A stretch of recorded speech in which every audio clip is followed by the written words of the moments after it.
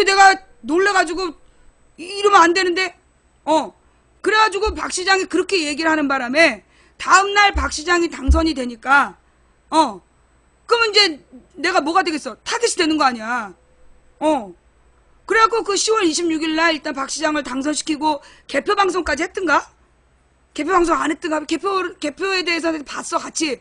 그리고 나서 내가 그 다음날 대상포진 걸렸다고. 대상포진이 오긴 왔어.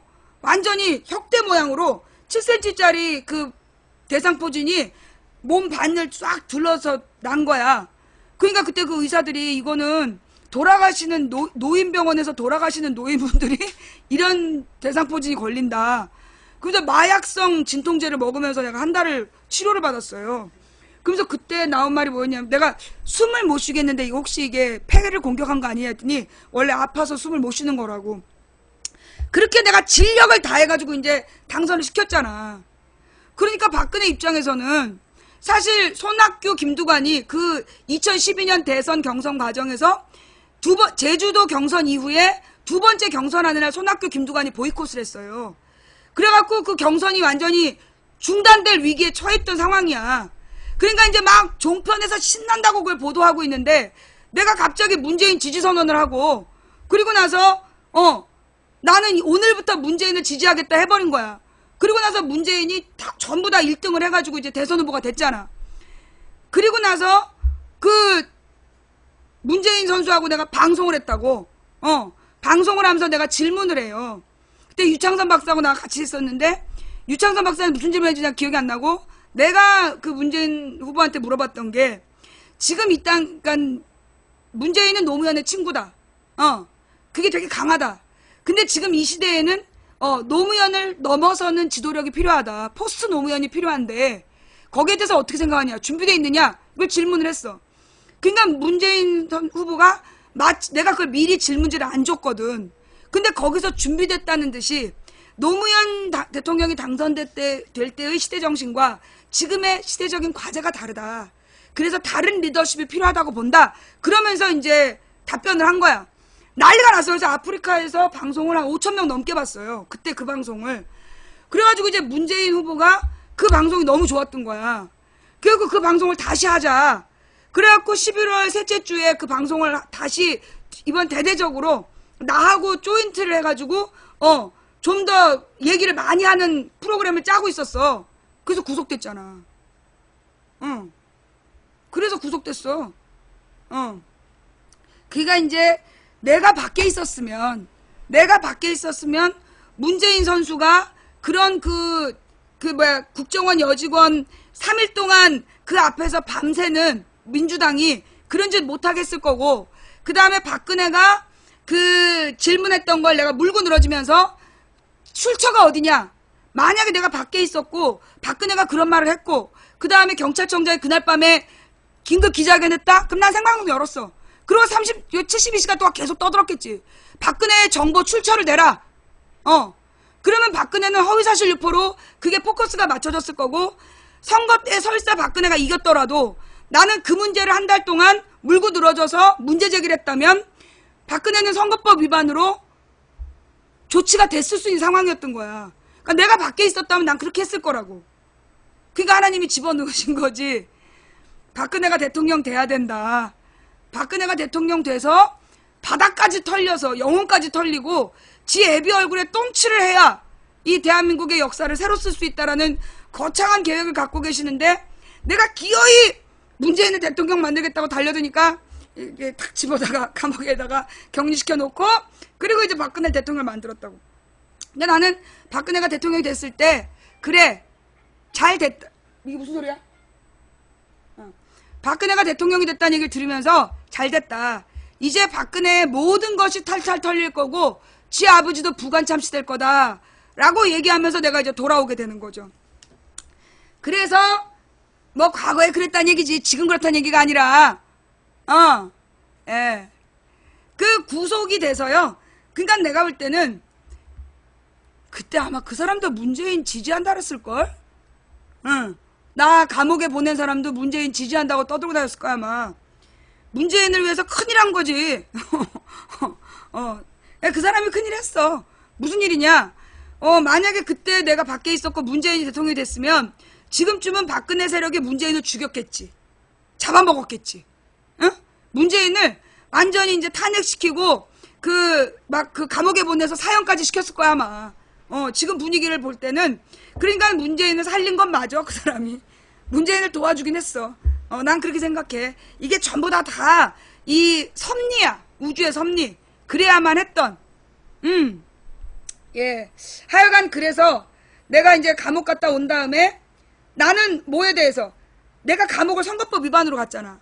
그러니까 선거법에 대해서 내가 작심을 하고 나온 사람이야. 그리고 국정원 나오자마자 나는 내가 만약에 밖에 있었으면 했을 일 바로 그 일. 그러니까 나를 내준 게 언제냐면 2월 8일에 내놔. 나를 그 고등법원에서 3개월 동안 가둬뒀잖아. 2심이 3개월 동안 진행이 안 된 거야. 구속된 상태에서. 그러면서 나를 내보내준 날짜가 2월 8일이야. 왜? 1월 20일까지가 박근혜에 대해서 1월 19일까지가 박근혜 대선에 대해서 문제 제기할 수 있는 시기였던 거야. 한 달. 그러니까 일부러 그 한 달이 지난 다음에 나를 내보내준 거야. 그래서 내가 이제 2월 8일 날 나오게 되지. 그래서 이제 그 2월 8일 날 나와서 그때부터 내가 국정원 여직원을 물어뜯은 거야. 물고 늘어진 거지. 박근혜 그때 그 말의 근거가 뭐냐. 출처가 뭐냐. 계속 물고 늘어지고 그때 한겨레 신문에서 그 오유하고 막 이런 데에서 나온 정보들 그리고 진선미 의원이나 이런 사람들이 갖고 있는 정보들을 막 터뜨리는 바람에 국정원 여직원의 범죄 기록이 막 들통이 난 거야. 특히 오늘의 유머에서 국정원 직원들이 어떻게 여론을 조작했나. 좋은 글을 어떻게 똥통에 퍼뜨렸나. 거기는 반대가 3개면 베스트가 안 된다며. 아무리 찬성이 많아도 반대가 3개면 베스트가 안 되니까 얘네들이 24시간 지켜보고 있다가 좋은 글이 오면 빨리 3개 아이디로 반대를 누르는 거야. 그래서 베스트 오브 베스트가 못 가게 그 짓거리를 했다는 게 오유의 서버에 다 남아있었던 거야. 그게 들통이 나서 이제 국정원 여직원의 범죄 증거가 나온 거지. 그걸 내가 그때부터 계속 물고 늘어졌는데 거기서 좌익 교수가 나오고 좌익 교수가 우리 딸한테 막말했다는 게 나오고 그래 3년 동안 국정원을 들이받아가지고 결국 국회의원들이 국정원 원장을 탈탈 털어서 벌받게 한 거 아니야. 근데 그걸로 끝이 아니지. 나는 나의 목적은 지금 국정원 댓글 부대 전체를 섬멸시키는 게 목적이기 때문에 그 좌익 교수 하나 처벌했다 그래서 유죄받았다고 내가 물러설 사람이 아니야. 나는 국정원 댓글 부대를 해체시키는 게 내 목적이야. 분명히 얘기했어. 3년 안에 나는 국정원 해체시킬 거야. 국정원 댓글 부대를 해체시키고 국정원은 이제 대외 정보 업무에만 집중하는 구조로 만들 거야. 그게 만약에 우리 쪽 대통령이 안 되면 여당 대통령 공약으로 만들어서라도 나는 국정원을 뒤집어 놓을 거야. 그게 내 목표야. 그리고 이거 하나님께서 3년 안에 국정원 해체된다고 말씀하셨어요. 하나님께서 3년 안에 국정원 해체된다라고 말씀하셨어. 그 다음에 여러분 제가 그건 이제 국정원 3년 안에 해체된다는 한참 전이고 여러분 제가 얼마 전에 그런 얘기 했어요. 사드가 배치되지 않을 거다. 예, 그 얘기 들으셨죠? 사드가 배치되지 않을 거다. 그 얘기했죠. 배치하지 못할 거야 라는 이야기를 내가 들었다. 하나님으로부터. 그 얘기 들으셨죠? 자, 이거 보세요 이제. 뭐냐 하면 일단 첫 번째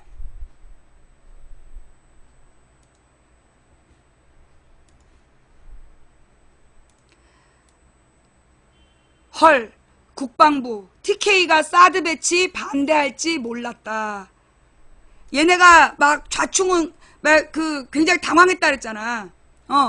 그러니까 이 MBC에서 여론조사 해가지고 70%가 사드 배치 찬성한다 그러니까 80%가 그러니까 TK에다가 사드 배치 발표하면 반대할 줄 몰랐던 거야.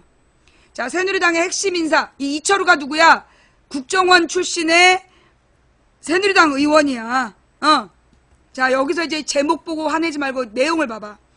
새누리당의 핵심 인사 중에 성주 배치 결정 이후 국방부 고위 인사를 만나, 그러니까 새누리당의 핵심 인사가 성주 배치가 결정된 다음에 국방부 고위 인사를 만나서 주민 설득 없이 왜 이렇게 빨리 결정했느냐라고 물으니까 TK가 반대할지 몰랐다.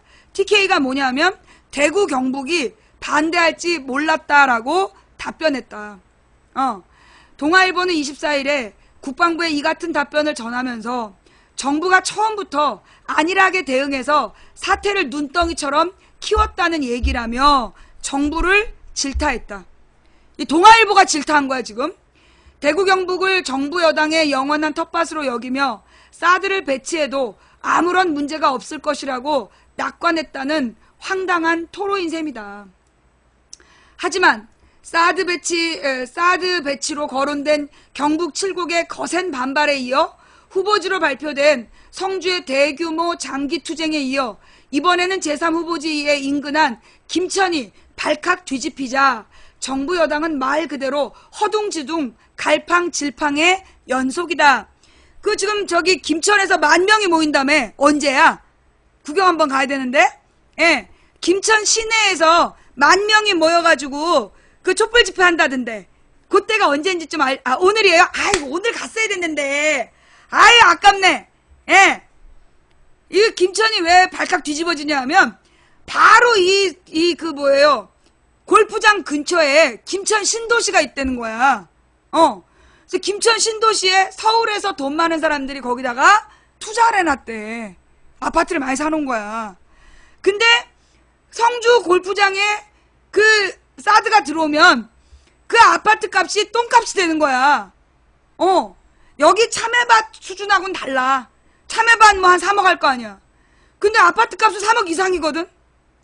난리 나는 거지. 그래갖고 지금 김포 혁신도시에서 오늘 10,000명이 모인대요. 예, 부동산 가격 하락 때문에 절대 반대. 그래서 안 된다는 거였나봐. 이거 말고 또 있어 기사가. 자, 그 중에서도 이게 난 제일 웃겨. 그 중에서도 김천이 지역구인 이철우 새누리당 의원의 반응은 압권이다. 국정원 출신이자 국회 국방위원장으로 평소 사드 배치에 적극 찬동해온 그는 김천 담장에 사드를 배치할 수는 없다고 펄쩍 뛰며 백지화한 후에 극비 배치를 주장하고 나섰다.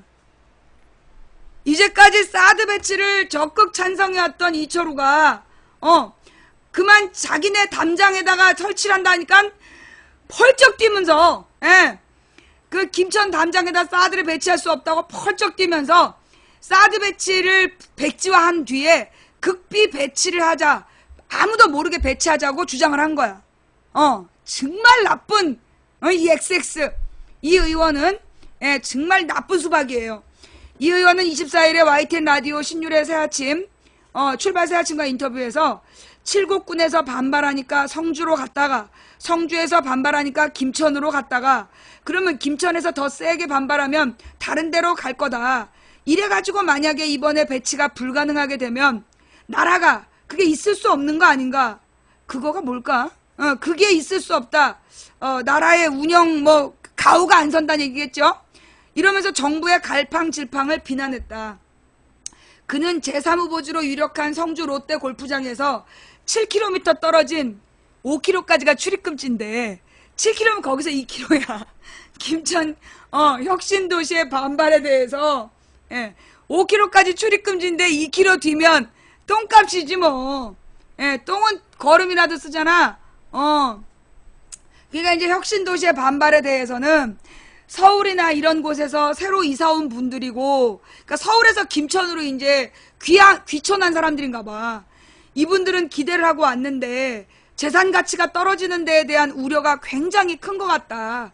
그래서 그런 반발이 심하다며 부동산값 하락 우려를 주 요인으로 꼽았다. 자, 이럴 때 우리가 다 같이 한번, 예, 쌤통으로 대동단결. 쌤통! 이건 이철우에게 쌤통이죠. 예, 쌤통으로 대동단결. 예, 그렇게 사드 찬성하고 지랄하더니 바로 너네 담장에다가 그것도 돈 엄청 투자해가지고 만든, 돈 엄청 투자해서 만든 김포 혁신도시 7km래. 5km까지 접근 금지인데 어떡하냐? 자, 그러면 이제 성주 군민을 위해서 김천으로 배치하라고 냅둬야 될까요? 아니죠. 예. 망치 부인 또 김천에 가서 같이 싸울 거예요. 예. 망치 부인은 김천에 가서 또 싸울 거예요. 김천 시민 여러분, 여러분이 그 사드 배치 반대하는 거 누구도 님비 현상이라고 얘기할 수 없어요. 대한민국은 민주주의 국가이고 시장경제, 자유시장경제 국가예요. 그렇다면 개인의 사유재산을 보호하기 위해서 정부가 존재하는 겁니다. 도둑을 정부가 잡아들이는 이유가 뭐냐면 개인의 사유재산을 보호하기 위해서예요. 그러면 지금 김천 시민들이 자신들의 재산 가치를 지키기 위해서 싸우는 건 그건 님비 현상이 아니라 정당한 권리 행사입니다. 예. 예. 정당한 권리 행사예요. 무엇보다 사드를 뭐 아파트 때문에만 반대하시겠어요? 사드로 인해서 대한민국 경제가 망가지니까 그래서 반대하시는 거잖아요. 그죠? 아니 설마 우리가 다 아파트값 때문에 반대하겠습니까? 우리의 투쟁의 명분은 사드 배치, 백해무익 사드 배치, 한반도 경제 망가진다. 그러니 김천에도 안 된다. 잖아요. 그죠? 예. 그래서 저는 김천의 사드 배치 반대를 적극 찬성한다는 말씀을 다시 한번 깊이 드리면서 마저 기사를 읽을게요. 예. 나 이러다 박근혜한테 칼 맞을 것 같아. 그는 제3후보지로부터 유력한 성주 골프장에서 7km 떨어진 김천 혁신도시. 아까 여기 읽었죠? 예. 그는 이어 그보다는 바로 인근에 예.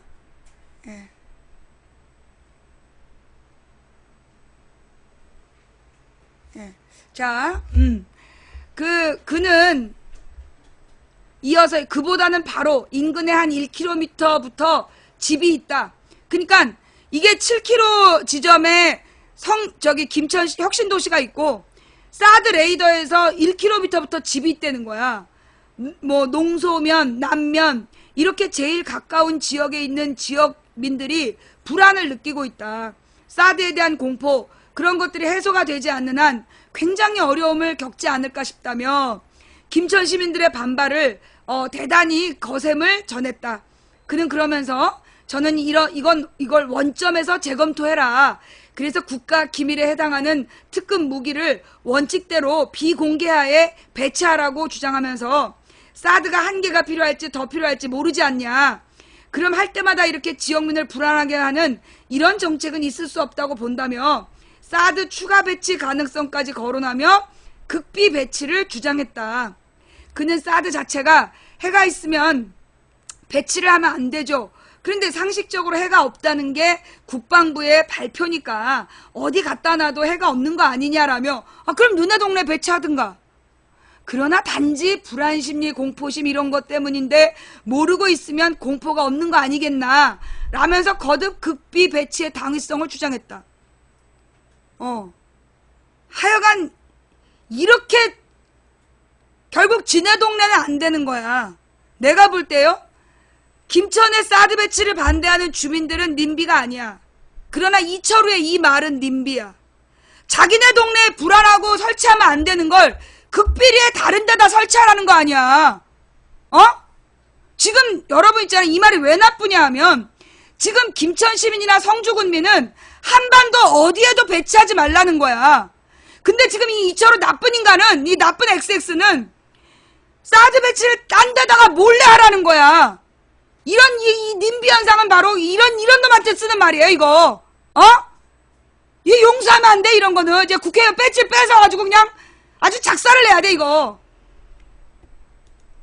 하지만 사드 배치를 극비리에 배치한 사례는 세계적으로 존재하지 않으며 극비 배치를 한다고 하더라도 곧 들통이 날 게 뻔해 전형적인 미봉책이라는 비판을 받고 있다.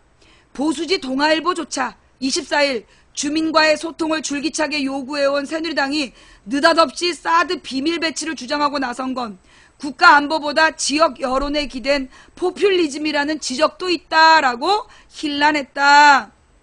동아일보가 제일 나빠. 동아일보가 제일 나빠. 국가 안보가 중요한데 지역 이기주의에 밀리고 있다. 여러분 국가 안보가 뭐라 그랬죠? 국가 안보라는 게 국민의 생명과 재산을 보호하는 게 안보잖아. 아니에요? 군대에서 그렇게 안 가르쳐요? 안보가 뭐야? 우리의 영토 안에 살고 있는 우리의 영토에서 우리의 주권을 가지고 살고 있는 우리의 국민을 보호하는 거, 그게 안보잖아. 그죠? 그러면 국민의 생명과 재산을 보호하는 안보는 국민을 안전하게 해야 되잖아. 근데 사드를 배치해서 중국과 러시아가 사드 배치 장소를 주 타겟 지점으로 미사일을 쏜다는데 그게 안보에 도움이 돼? 중국 무기, 러시아 무기 이길 자신 있냐고. 여기서 심각한 게 뭐냐면요, 옛날에 이제 아버지 부시, 아들 부시 말고 아버지 부시가 있었어. 아버지 부시가 걸프전을 일으켰단 말이야. 걸프전을 일으킨 다음에 그 러시아의 미사일을 추격해갖고 잡는 요격 미사일을 미국이 발명했다. 그러면서 그 자랑을 친 거야. 그런데 그 걸프전에서 그러니까 소련이었죠. 소련 미사일이 날아가는데 못 맞춘 거야. 그때 요격률이 2%였어. 요격 미사일이 2%밖에 그 요격을 못한 거야. 그래가지고 그때 러시아 미사일만 사람들이 다 사갖고 가버린 거야. 그게 무기 시장이었던 건데, 걸프전이 무기 시장이었던 거야. 그 러시아 미사일 다 사갖고 갔단 말이야. 그런데 지금 그 러시아가 이 깡통 미사일, 미국의 깡통 미사일을 노린다는 거야. 그러면 어떻게 되겠어? 우리 대구 경북 지역을 쑥대밭대는 거야. 사드 때문에.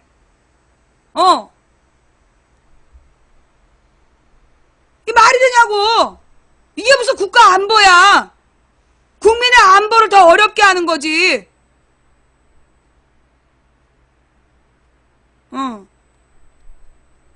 네. 그 박근영이 자 지금 사드 아니 이 사람들 참 웃겨.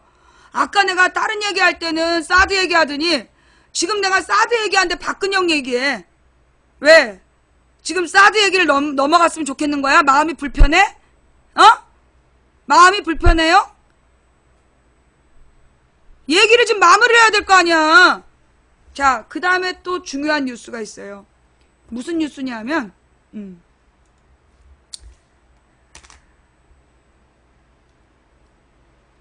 중요한 기사야.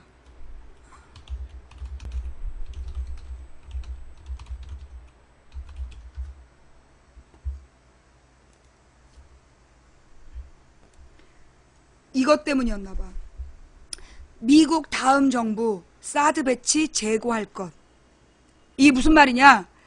미국의 다음 정부가 사드 배치에 대해서 다시 생각하게 될 것이다. 자, 딴 얘기 하지 말고 집중하세요. 예. 이 얘기가 나오니까 지금 막 딴 얘기로 지금 돌리는 사람들이 있어요. 미국의 다음 정부가 사드 배치를 다시 생각할 수밖에 없는 이유가 뭐냐? 미국이냐 중국이냐? 사드 고고도 미사일 방어체계 대란이 벌어지고 있는 한국이 자초하는 질문이다. 사드 반대는 친중이자 반미이고 사드 찬성은 반중이자 친미라는 희한한 이분법이 대한민국을 강타하고 있는 것이다. 이를 조정하고 합리적인 토론의 장을 만들어야 될 언론과 정치권이 오히려 불필요하고도 자해적인 논란을 부추기고 있다. 하지만 사드에 담긴 국제정치와 미중 간의 전략적인 관계는 양자택일이나 이분법에 가둬두기에는 너무나도 다차원적이고 복잡하다. 나는 이미 사드가 미중 간의 전략적인 균형에 심대한 영향을 줄 수 있고 그래서 이를 핵심 이익의 문제로 간주한 중국이 절대로 물러서지 않을 것이라는 주장을 편 바 있다. 또한 일각에서 생각하는 것처럼 한국이 사드를 유보하거나 철회해도 미국은 보복하지 않을 것이라는 점도 강조했다. 사드 취소하면 미국이 보복한다고 그렇게 주장을 썼나 봐. 그게 사실이 아니라는 것을 강조했다는 거야, 이 기자가. 그런데 이 대표가 한국이 미처 생각하지 못한 그러나 더 중요한 문제가 있다. 내년 초에 들어설 미국의 차기 행정부가 사드 배치를 재고하게 될 것이라는 점이 바로 그것이다. 지금 이제 우리가 사드의 문제점은 다 알고 있는 거야. 그런데 우리는 이제 친중이냐 친미냐 이거 가지고 막 논란이 있잖아. 근데 우리 모두가 더 중요한 문제를 간과하고 있다는 거야. 무슨 얘기냐면 차기 미국 정부가 이 사드 배치를 다시 생각할 수밖에 없다. 중국과 러시아가 미국의 차기 정권을 상대로 단판을 지으려고 할 것이기 때문이다. 뭐요? 중국하고 러시아가 오바마가 아니라 미국의 다음 정권을 상대로 단판을 지으려고 할 것이기 때문이다. 물론 재고의 방향이 어느 쪽으로 향할지는 예단할 수는 없다. 어떻게 될지는 모른다는 얘기야. 자, 그런데 시진핑과 푸틴의 단판 카드. 일단 중국과 러시아는 9월 초에 항저우에서 열릴 G20 정상회의 때 박근혜 대통령과 버락 오바마 대통령의 생각을 돌려놓기 위해 애쓸 것이다. 하지만 이건 실패할 공산이 크다. 박 대통령의 사드에 대한 집착은 거의 종교화되고 있고 요즘에 유행어 신배라는 게 박근혜 비판하는 말인 것 같죠? 임기를 얼마 남겨두지 않은 오바마도 없었던 일로 하기에는 어려울 것이기 때문이다. 오바마가 왜 사드 배치에 찬성했는지를 이 한 구절에서 내가 알았어. 오바마가 왜 사드 배치에 찬성했느냐? 한마디로 미국의 공화당 지지자들한테 책 잡히지 않기 위해서였어. 오바마 성격상, 왜냐하면 오바마가 동유럽의 미사일 기지를 없애버렸거든. 동유럽 MD 체제를 무산시킨 사람인데 왜 뜬금없이 이 사드를 허락했을까? 그게 지금 올해 대선을 앞두고 공화당 지지자들한테 공격의 빌미를 주지 않기 위해서 사드 배치를 찬성했구나 라는 걸 알 수 있다는 거죠. 자, 그래서 뭔 말인지 이해가 되세요? 예.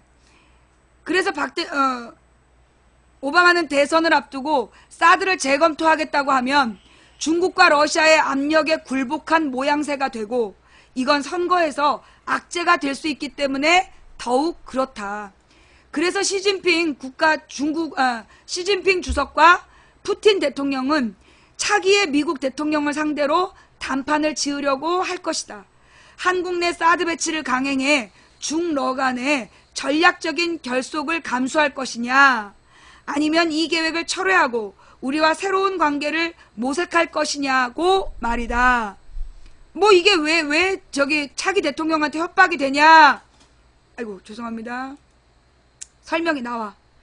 이미 두 정상은 6월 25일 세계의 전략적인 안정을 강화하는 것에 관한 공동 성명에서 사드 배치 강행 시 양국이 전략적 협력을 강화하는 것으로 맞설 것임을 경고해 둔 상태이다. 한마디로 이제 미국이 중국, 러시아 연합군과 싸워야 된다라고 경고해 놓은 거야. 중국의 경고는 더욱 직설적이다. 시진핑은 3월 31일에 오바마를 만난 자리에서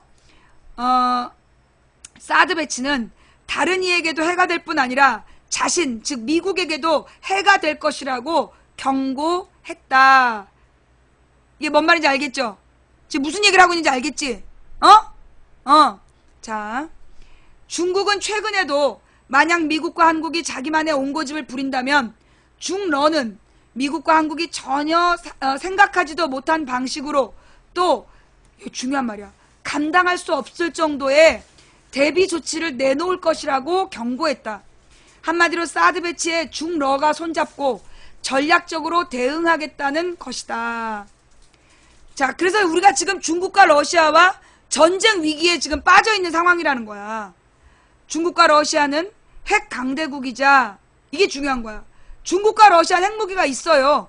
지금 북한은 만들었냐 안 만들었냐 말이 많지만 중국과 러시아는 핵 강대국이자 유엔 안보리, 여기서 중요한 건 유엔 안전보장이사회의 상임이사국이다.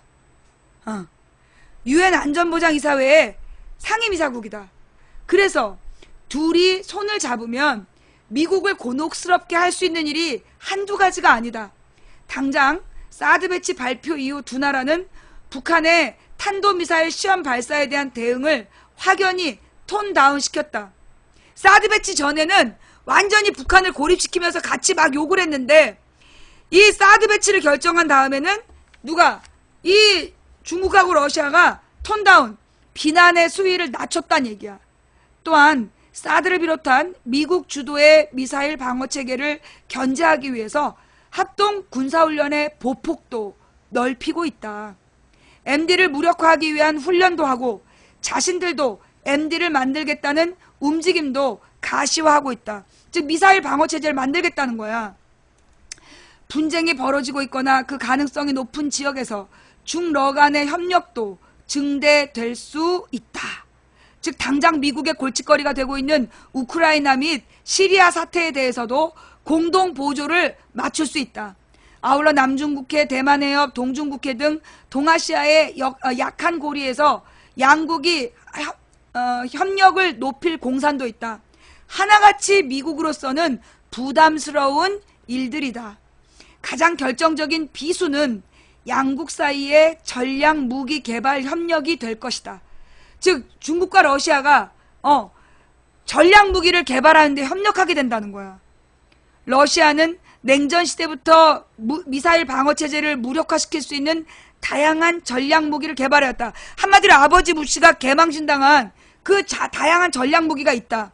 중국도 이 분야에 투자를 늘려왔지만 러시아의 기술력에는 미치지 못한다. 그래서 전략 무기에 대한 협력은 러시아의 기술과 중국의 돈 사이에 융합이 될 공산이 크다. 뭔 말인지 알아듣겠어요? 미국에게 가장 치명적인 고통은 러시아의 기술과 중국의 돈이 만나서 미국을 전략적으로 공격할 미사일 체제를 만든다는 거야. 예. 자, 전략 무기 개발 협력은 다방면에서 걸쳐 진행될 수 있다.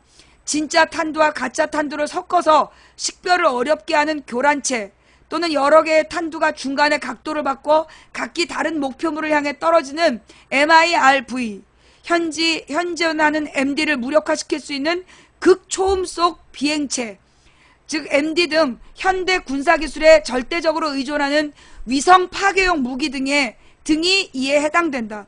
현재 우주여행의 최고의 기술은 누구한테 있어? 러시아한테 있어. 그러니까 세계의 모든 위성을 러시아가 마비시키려고 한다면 가능하다는 얘기야. 또한 사드 배치의 강행은 중국의 핵전략에도 큰 변화를 야기할 수 있다. 중국의 핵전략의 축은 두 가지다. 하나는 축소 억제 이론이고 또 하나는 핵을 선제적으로 사용하지 않겠다라는 정책이다. 이게 무슨 얘기냐? 축소하고 억제한다는 거 핵무기를 없앤다는 거야. 근데 핵을 선제 불사용한다는 얘기는 가지고 있되 먼저 쓰지 않겠다. 그런 거예요. 중국은 사드에 맞서서 전략적인 균형, 즉 2차 공격 유지를 위해서 누군가가 중국을 핵미사일로 공격하면 그 핵미사일로 반격하기 위해서 핵미사일을 늘리고 핵 선제 불사용 정책에 대해 모호한 태도로 돌아설 수 있다. 여기까지 다 알아듣겠어요? 예. 저 기사 믿을만하냐? 미안해요. 예. 러하고시님, 예. 이 기사가 누군지 모르겠지? 그래요.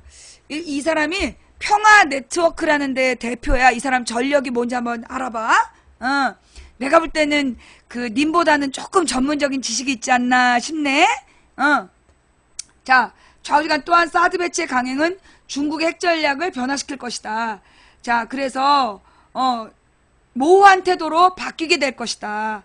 가령 중국이 핵탄두와 탄도미사일을 분리해 놓은 상태에서 경보 즉시 발사가 가능한 상태로만 바꿔도 미국을 긴장시킬 수 있다. 현재 미국을 겨냥해서 이 태세를 유지하고 있는 나라는 러시아밖에 없다. 그런데 중국이 여기에 가세하면 미국의 전략적인 취약성은 높아질 수밖에 없다. 이제까지 북한 두들겨 팬 거하고는 비교가 안 된다는 거야. 왜냐하면 미국이 중국, 러시아랑 전면전으로 가게 된다는 거지. 그런데 중국이 여기에 가세하면 미국의 전략적인 취약성은 더 높아질 수밖에 없다. 미국의 협상은 기피하면서 북한을 꽃놀이패로 삼으려는 관성을 버리지 못하면 북한이 그 다음 순번이 될 공산도 크다. 이렇듯 사드 배치 강행이 초래할 잠재적인 결과를 종합해보면 미국에게도 사드 배치는 약이 아니라 독이 될 공산이 크다. 위협이 커지면서 미국의 군산 복합체에게는 축복이 되겠지만 미국 전체로서는 득보다 실이 훨씬 클 것이기 때문이다.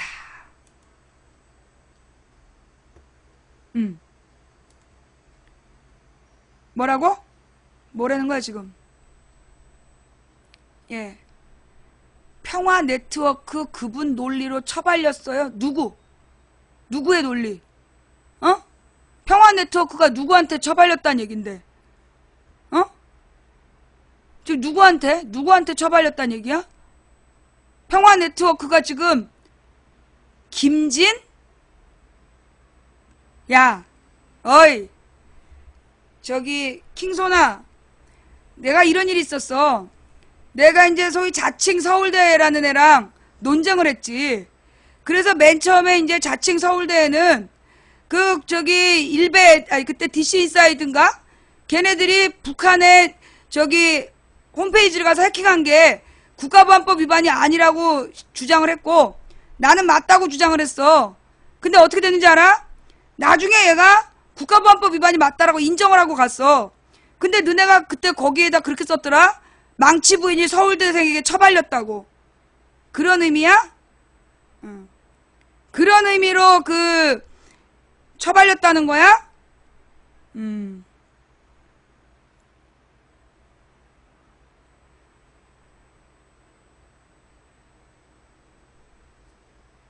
왜 영상을 안 보여주시나요? 그 평화 네트워크 말도 못하고 끝나던데요. 당신이 가져온 영상이 전편이라는 걸 누가 알아? 유리하게 또 편집을 해온 거 아니야? 어? 그 전편을 한번 올려봐봐. 당신이 이야기하는 그 평화 네트워크의 토론 전체를 처음부터 끝까지를 한번 우리 시청자 게시판에 올려봐봐. 그럼 우리가 검토한 다음에 정말로 처발린 게 누군지 확인하고 알려줄게. 아니면 지금 이 시간에 이 많은 사람이 5천 명이 그 쓸데없는 김진애 말을 들어야 돼? 네가 볼 때는 처발린 걸로 보이겠지만 그건 너가 못 알아들어서 그럴 수도 있잖아. 우리가 사전에 검토를 해봐야지. 그지? 그러니까 편집하지 않은 네가 맞을 수도 있어. 네가 맞을 수도 있으니까 그 김진하고 그 평화 네트워크 정욱식 소장 대표하고 사드 배치에 대해서 토론한 내용을 한번 올려봐봐. 우리가 검토해서 처음부터 끝까지 보니까 김진의 말이 맞고 이 정욱식 평화 네트워크 주장이 틀렸다. 근거가 있다면 우리가 틀어줄게. 오케이? 아니 왜 시키는 대로 얘기나 하고 또 딴 얘기야. 전편을 올리라고. 망치님은 이 나라가 휴전국가인데 전쟁이 안 일어날 거라고 믿으시나요? 누가 전쟁이 안 일어난다 그랬어? 내가 지금 전쟁 안 일어난다 그랬어? 무슨 또 개소리세요. 내가 지금 얘기하고 있잖아. 우리나라가 지금 전쟁 위험으로 빠지고 있다라고 아까부터 얘기했는데 뭐 저기 스피커가 없어? 아니 말귀를 못 알아듣나? 그래. 내가 좀 아까도 그랬잖아. 지금 한반도가 중국 러시아 때문에 전쟁이 일어나게 생겼다 라고 얘기했는데 그걸 못 알아듣는 수준이면서 누가 누구를 발러. 스피커가 없거나 이어폰이 없거나 아니면 머리에 문제 있는 것 같은데 꺼져. 자 여러분, 제가 지금 얘기하고 있는 거지 뭐라 했어요? 안보 얘기했잖아요. 그죠? 안보 얘기하면서 지금 안보가 뭐냐? 국민의 생명과 재산을 지키는 거다. 그런데 사드 때문에 우리가 중국과 러시아랑 전쟁을 해야 되는 위험에 있는데 그게 어떻게 안보냐? 그 말이 전쟁이 일어날 수 있는 얘기라는 걸 못 알아들은 거야? 여러분 다 그런 거예요? 예. 아니 여러분, 내가 한 말이 우리가 중국 러시아의 타겟이 될 수 있다. 그 말이 전쟁이 일어날 수 있는 위험에 처해 있다. 그 말로 이해가 안 된 거예요? 다른 사람들은 다 알아들은 거지?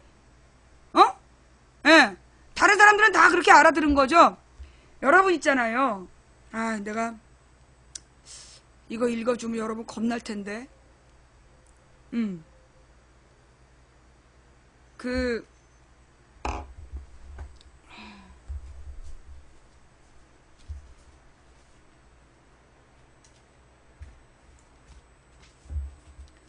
이 부분이 성경에 나와 있어. 여기에 해당할 만한 이야기가.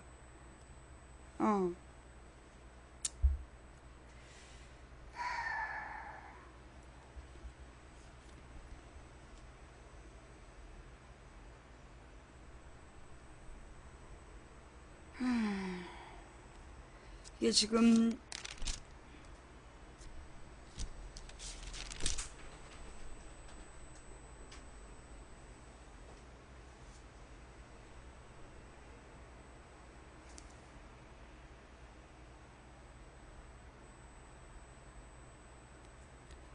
어디였더라? 잠깐만 기다려봐봐.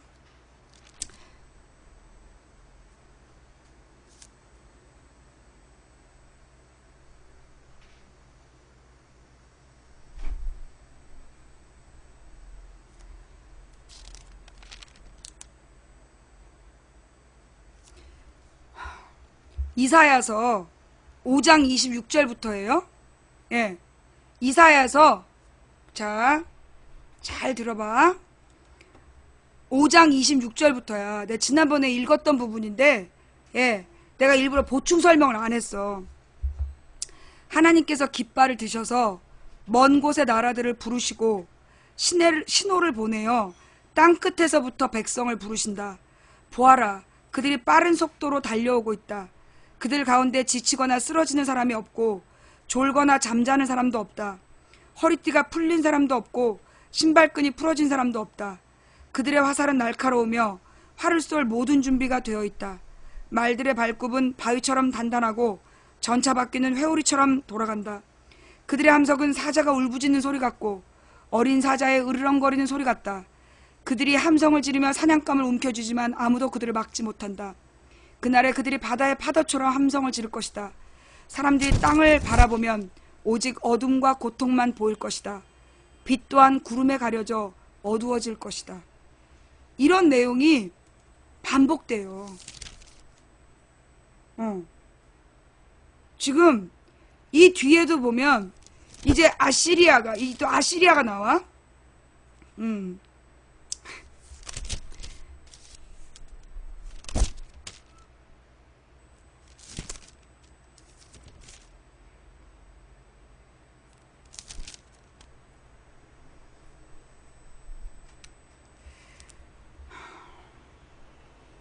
악한 법을 만들어내는 사람, 백성을 괴롭히는 법을 만들어내는 사람에게 재앙이 닥친다.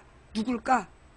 악한 법을 만들어내는 사람, 백성을 괴롭히는 법을 만들어내는 사람에게 재앙이 닥친다.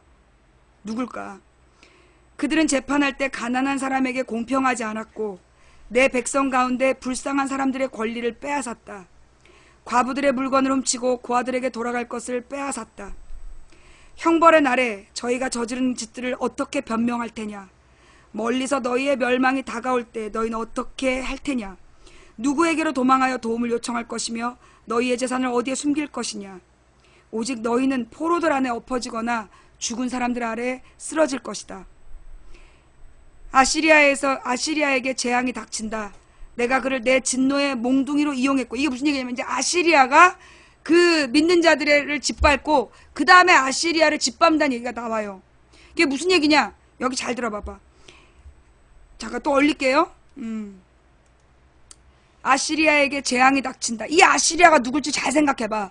그 당시 가장 강대국이었어, 아시리아가. 내가 그를 내 진노의 몽둥이로 이용했고 내 분노를 쏟기 위한 막대기로 삼았다. 내가 그를 나에게 등 돌린 민족에게 보냈다. 나를 노하게 한 백성에게 보내어 치게 하며 아시리아가 그들을 약탈하고 탈취하며 유다를 거리에 진흙같이 짓밟도록 하였다. 그러나 아시리아 왕은 내가 그를 도구로 삼아 이용하고 있다는 것을 알지 못하고 그런 생각을 전혀 하지 못한다. 그는 다만 마음속으로 세계를 정복할 계획의 일부로서 내 백성을 공격할 생각을 하고 있다. 누구일까? 여기서 아시리아 누굴 얘기할까요?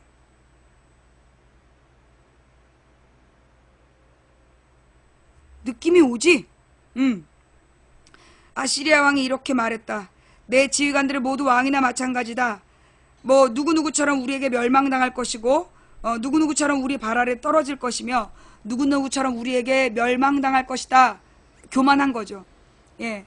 우상을 섬기는 나라들을 내가 멸망시켰다. 미국이 중동을 짓밟을 때 이렇게 얘기했어. 예루살렘과 사마리아의 우상보다 더 많은 우상을 섬기는 나라들을 멸망시켰다.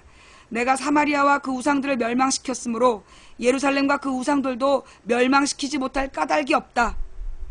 이렇게 이제 얘기를 한 거야. 자, 이제 그 밖에 이제 내가 희망이 되는 얘기는 나중에 또 기회가 있을 때 얘기할게요. 내가 요즘에 이 성경을 읽으면서 드는 내용이 뭐냐 하면, 정말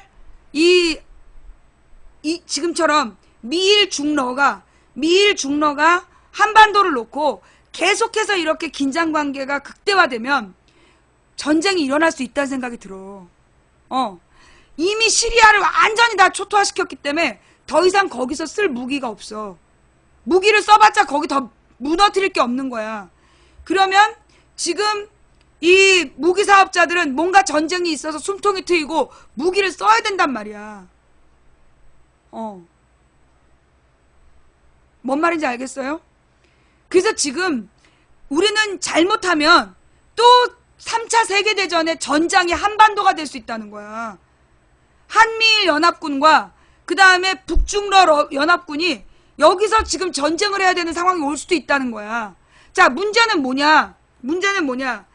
중국과 러시아는 무기 기술이 누구보다 발달되어 있다. 미국보다 발달되어 있다는 거야. 러시아의 무기 기술이 미국보다 발달되어 있다고. 그런데 북중러 연합군하고 한미일 연합군이 전쟁을 한다면 우리가 쑥대밭이 되는 거야. 이미 북한은 쑥대밭이야. 걔는 잃을 게 없어. 그런데 우리는 뭐가 그건 또 아니야. 뭐가 또 그건 아니야. 미국의 지금 고고도 미사일과 관련된 기술은 세계 최고야. 모든 인공위성 기술이 러시아하고 다 연관되어 있어. 미국이 아니라 러시아. 러시아가 고고도 이 미사일과 관계된 기술은 세계 최고야. 미국에 못 따라간다니까. 그래서 지금 러시아의 기술을 북한이 배워갖고 계속 미사일 기술이 발달되고 있는 상황이잖아. 그래서 지금 굉장히 위험한, 정말 일촉즉발의 위기에 놓여 있어. 그러니까 지금 누가 박근혜와 이 일당들이 정신을 차려야 되는데 꼭 인조처럼 행동하고 있다고. 병자호란 직전의 인조 마냥 친명 배금 정책, 친미 배중 정책을 지금 피면서 나라를 위기로 지금 몰아가고 있다고.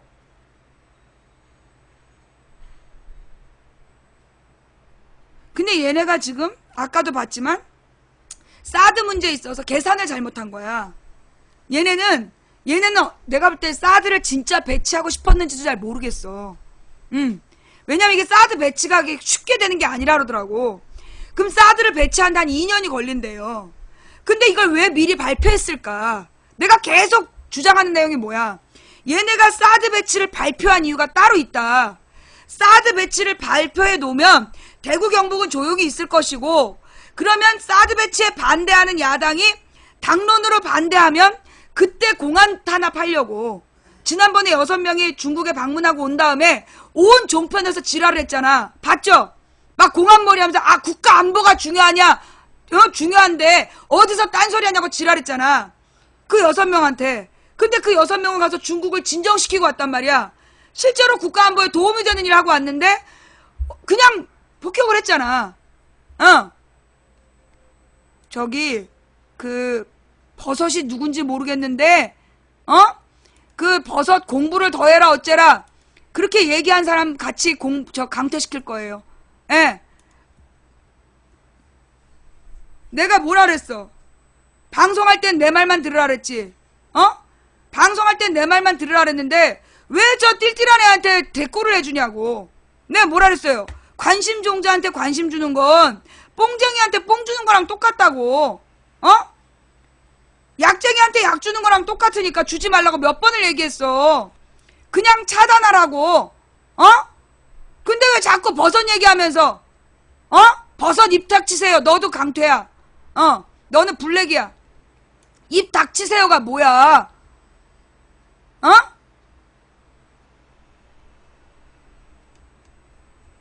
자, 앞으로요, 누구 어느 시청자 내쫓기 위해서 막 집단적으로 다구를 하는 사람들 전부 다 강퇴야. 블랙이야. 어? 그래서 쓸데없는 얘기하는 애들 그냥 차단을 해.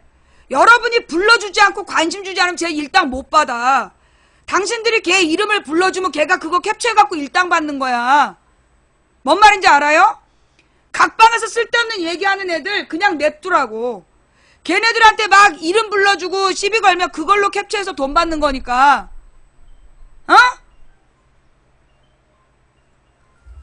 자, 하던 얘기 마저 하면, 그러니까 얘네는 내가 볼 때 지금 정부는 사드 배치에 대한 생각이 구체적으로 나 없었다고 봐. 대책도 없고 그냥 던진 거야. 그냥 툭 던져놓으면 경북은 가만히 있을 거고, 이거를 당론으로 반대하면 그 야당을 공격하는 빌미. 그래서 야권 연대를 깨고 막 더민주를 공격해서, 더민주를 막 공격을 해서 국민의당을 위협하고, 그래서 한민 공조, 다시 세민 공조죠.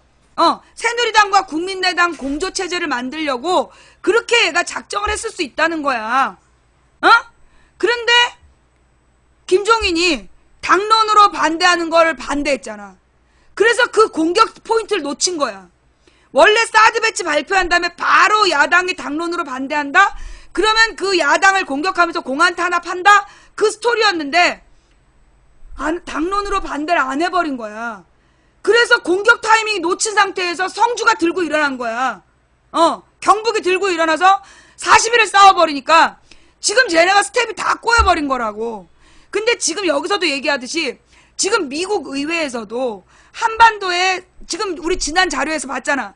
미국 의회 조사국에서 한반도의 사드 배치는 불리하다, 합당하지 않다, 불합리하다라고 이미 작년부터 계속 보고서를 냈다는 게 이것 때문이야.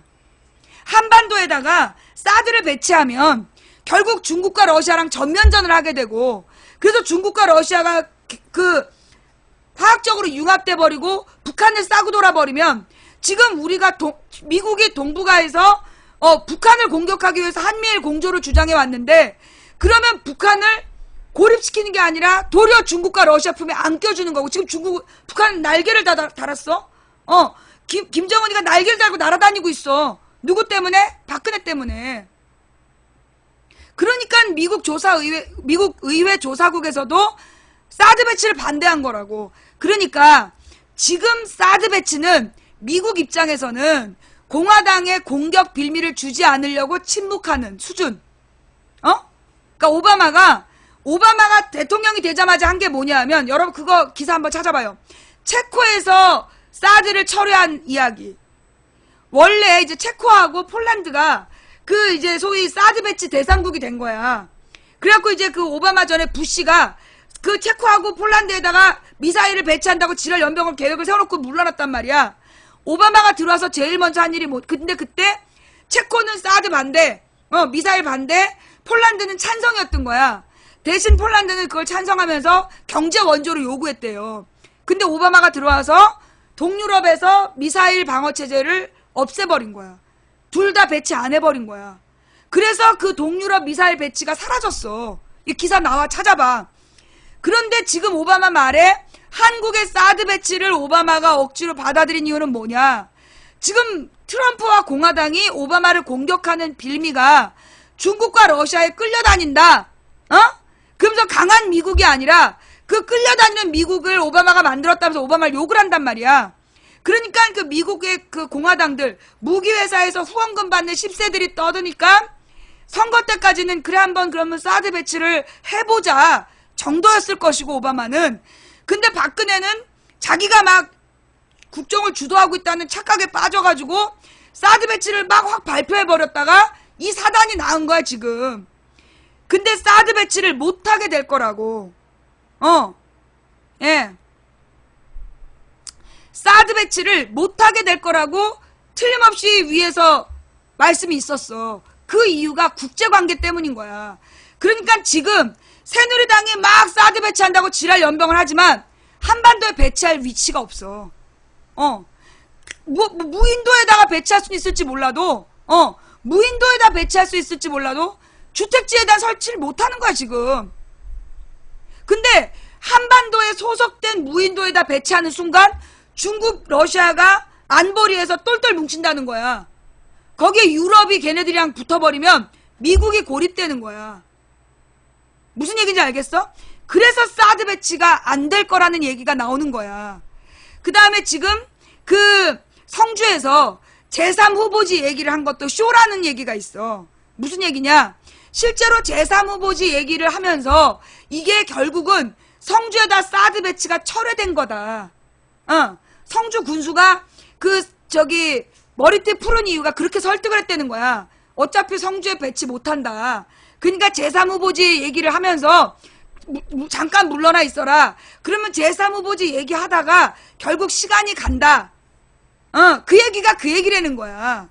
그래서 지금 성주에 사드를 배치하지 못할 거다. 그래서 성주 군수가 새누리당 말을 믿고 지금 이제 머리띠를 풀었는데, 예. 근데 이게 진짜 그런 건지 아니면 이것들이 군민들이 일단 흩어진 다음에 진짜 배치할 건지 그건 잘 모르는 거야. 그런데 국제정세상 만약에 사드를 한반도에 배치하면 미국이 좆되는 상황인 거야 지금. 뭐요? 망부를 추천합시다. 고마워. 그러니까 지금 사드를 한반도에 배치하는 순간 결론은 미국 정부가 국제사회에서 좆되는 분위기야. 그래서 지금 이 사드 배치가 그렇게 만만하진 않을 거다. 예. 지금 중국의 돈이 한 해 동안 중국이 벌어들인 돈이요. 미국보다 많든가 미국이랑 비슷하든가 그래. 그걸 인구수로 나누면 중국은 진짜 순위가 꼴등인데 돈 전체 총액으로 따지면 중국에서 생산한 경제성장의 양이 미국 성장량보다 많아. 근데 중국의 돈과 그래서 지금 중국이요. 그 돈으로 뭐 했냐? 미국 채권을 사들인 거야. 그거 알죠? 미국에서 이제 계속 부시 때부터 재정이 악화되니까 채권을 팔았단 말이야. 근데 그 채권을 중국에서 지금 많이 사들였다는 거야. 그 얘기 알죠? 그게 몇 년 전에 나온 기사예요. 그게 2010년경에 나온 기사인데 중국에서 중국 자본이 지금 미국 채권을 사들이고 있다. 그래서 그때 무슨 얘기가 나왔냐? 어느 날 중국이 채권을 동시에 돌려버리면 미국을 부도낼 수 있다. 예. 이게 부시가 걸프전 한다고 너무 많은 빚을 진 거야. 그걸 다 채권으로 어떻게 막 떼운 거야. 근데 중국이 미국의 채권을 가장 많이 사들였어. 그때 2010년에. 2010년에 파악된 바에 의하면 미국 채권을 최다 구매한 게 중국이었어. 그래갖고 그때 나온 얘기가 뭐냐면 지금 미국 정신 차려야 된다. 중국이 지금 중국 자본이 미국의 채권을 지금 계속 사들인다는 건 어느 순간 그 채권을 돌려버리면 미국이 부도날 수 있다는 얘기다. 한마디로 어음이잖아 채권이. 국가가 갚아야 될 어음인데 그걸 어느 날 딱 돌려버리면 부도나는 거잖아. 그래서 지금 미국이요. 사드 배치를 할 수 있는 상황이 아니라고. 내가 볼 때 사드 배치는 오바마랑 박근혜에게 일종의 캠페인이었던 거야. 뻥카. 오바마는 사드 배치를 놔줘서 공화당의 무기사업자들의 공격을 무마시키고 박근혜는 사드 배치를 선언해서 야당에 대한 공안몰이를 준비하는 그런 뻥카가 아니었을까? 라는 의심이 든다라는 거죠. 네. 근데 미국이 왜 그래 도대체? 미국이란 나라가요. 우리는 굉장히 첨단 국가로 알고 있잖아. 근데 국가를 운영하는 대자본들은 첨단이야. 근데 미국의 일반 민중들은요. 정말 교육이 안 돼 있어요. 예. 미국의 오바마가 계속해서 교육에 집착하는 이유가 뭐냐면 미국의 일반 서민들의 교육 수준이 너무 형편이 없는 거야. 그러니까 프랑스는 고등학교만 나와도 대졸자하고 토론이 돼. 그만큼 국민들의 의식이 발달을 해. 근데 미국에서 고등학교를 졸업해도 정치적인 생각이 없는 거야. 철학적인 사고를 못 하는 거야. 왜? 어려서부터 애들한테 춤이나 춰라, 보드나 타라, 여자랑 섹스나 해라. 그렇게 가르치잖아. 그리고 어른 되면 뒷방에 앉아갖고 팝콘 먹으면서 스포츠 봐라. 그러다 보니까 미국의 서민들의 지식 수준이 너무 낮은 거야. 그러니까 지네들이 원하는 대로 선거를 해왔던 거지. 정치를 해오고.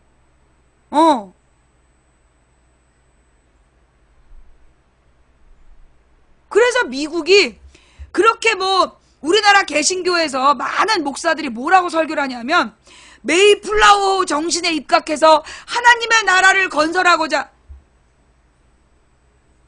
지랄. 그러면서 우리나라 개신교 목사들이 미국을 그렇게 추앙을 해요. 미국을 숭상을 하면서 하나님 나라의 본이 되는 나라라고 지랄 연병을 하는데, 그래갖고 거기는 동성결혼이 합법화됐잖아. 그런데 우리나라에서 동성애 얘기는 막 지랄 연병을 하는 거야. 미국을 가서 욕을 해. 반기문을 욕을 하고. 미국은 동성결혼이 합법화된 나라야. 성경에 동성애를 허락하지 말라 그랬다며. 미국 어떡할 건데. 하나님의 나라라며. 성경에다가 대통령 선서하는 나라라며. 근데 오바마가 주도해서 전 미국에 한 몇 개 주는 결혼이 합법화가 안 돼 있었는데 전체 미국의 동성결혼 합법화를 만들어냈어. 그래갖고 반기문이 그거 잘했다고 연설을 해갖고 동성애 단체에서 메달 받았잖아. 대한민국 개신교 신자들은요, 예수님을 섬기는 게 아니라 어그로를 섬기는 것 같아. 예수를 닮고자 원하는 게 아니라 어그로를 섬겨. 그러니까 미국을 숭상하고 하나님의 나라라 그러면서 미국이 동성결혼 합법화한 건 침묵해. 박원순이 동성애를 찬성했다라고 욕을 하면서 진짜 찬성한 반기문에 대해서는 침묵해. 한국의 개신교가 언제부턴가 예수님과 하나님을 섬기지 않고 내가 볼 때 어그로를 섬겨. 우상을 숭배하는 거야. 그래서 이 땅이 지금 위험한 거야. 이 많은 교회들이 하나님을 섬기지 않고 돈을 섬겨. 장로를 섬기고 돈을 섬겨. 그래서 지금 우리나라가 강대국들의 전장이 될 수도 있다는 거야. 내가 받은 하나님의 메시지는 뭐냐? 지금 이 땅의 교인들이, 이 땅의 정치적인 리더들이, 그리고 철학자와 교육자들이 부패해서 국민들에게, 여기 그런 얘기 분명히 나와. 야, 진짜.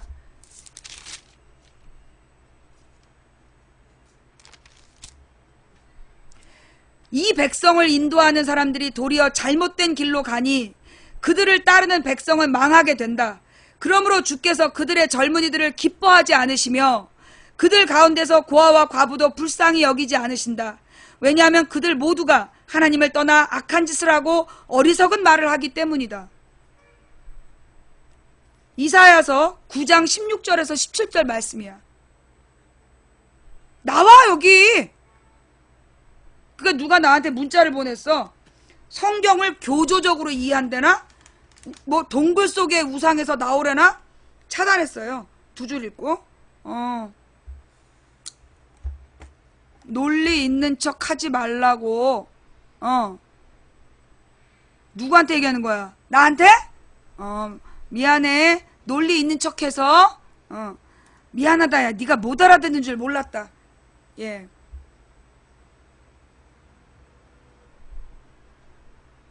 파견 소식이 뭐예요? 파견 얘기를 제발 해주세요. 파견 소식 좀 전해주세요. 제발. 파견 소식이 뭐야? 아니 무슨 채팅창에다 말을 하고 싶으면 채팅창에다 말을 할 때는 하나의 문장으로 완성된 얘기를 해야지. 조선 무수? 너 조선 무수단 얘기하는 거지 지금 북한 미사일. 너 같은 애는 그냥 방송 보지 마. 지금 니네 친구가 나한테 망치부인 한국에서 전쟁이 일어날 위험이 없다고 보냐고 따져갖고 전쟁 위험이 있다란 얘기를 지금 설명하고 있는 거 아니야. 근데 어디서 또 딴 얘기하고 지랄이야.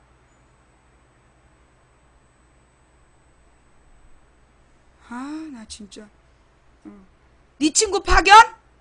네. 자, 그래서 네. 뭐 하여튼 내가 지금 이런 거 볼 때마다 내가 얼마나 불안하겠어. 어?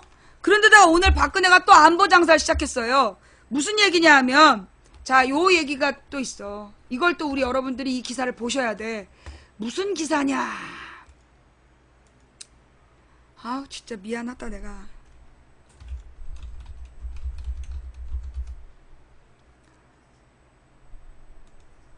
요것도 프레시한 기사예요. 예. 김근식 경남대학교 교수가 쓴 글인데, 자, 태영호 공사 망명으로, 자, 제목, 태영호 미스터리 제2의 황장엽인가? 요 부분이야. 태영호 공사 망명으로 떠들썩하다. 한국으로 온 최고위급 외교관이라는 설명과 함께 자식 교육을 위해 남쪽을 택했다는 이민영 탈북이라는 개념도 등장한다. 거액의 김정은 비자금을 갖고 나왔다는 미확인 보도와 영국 정보기관의 주도로 미국 독일의 협조하에 성사된 망명작전 설명에 이르면 가히 한편의 첩보 영화 수준이다. 북한의 금수저인 빨치산 일가가 그것도 체제 선전의 선봉장 역할을 했던 인물이 스스로 체제를 버렸다면서 김정은 체제의 붕괴는 시간 문제라는 호들갑도 등장한다. 요 호들갑 박근혜가 떨었죠. 물론 태영호 공사 망명은 극적이긴 하지만 그리 호들갑만 떨 상황은 아니다. 사건은 아니다. 독재국가에서 권력 교체기에는 정치 엘리트의 이탈을 가져온다. 절대 권력이 지고 새로운 권력이 등장하면서 뜨는 별과 지는 별이 생기는 건 당연하고, 그 과정에서 정치적 미래가 불투명하고 불안정하게 될 때 해외에 나와 있는 외교관들의 이탈 결심은 그리 새로운 게 아니다. 이미 1990년대 사회주의 붕괴와 김일성 사망 이후 유독 많은 외교관과 해외 일꾼들이 탈북한 것도 그 맥락이었다. 그때에 비하면 별로 없는 거야, 도리어. 김정일 체제에 적응 못하고 권력투쟁에서 실패한 황장엽 비서의 서울행도 마찬가지였다. 그러니까 김일성이 죽고 김정일 체제에 불만을 가진 황장엽이 김정일한테 엿먹으라고 남쪽으로 왔잖아. 특히나 공포정치와 잔혹한 숙청이 자행되는 김정은 정권에서 자신의 정치적인 미래를 걱정하게 되고 다자란 자식의 질 높은 교육이 불가능하다고 판단될 때 태공사의 망명 결심은 충분히 있을 법한 일이다. 때문에 태공사 망명을 확대 해석하고 과도한 기대를 섞어 북한 정세를 예단하는 것은 신중해야 한다.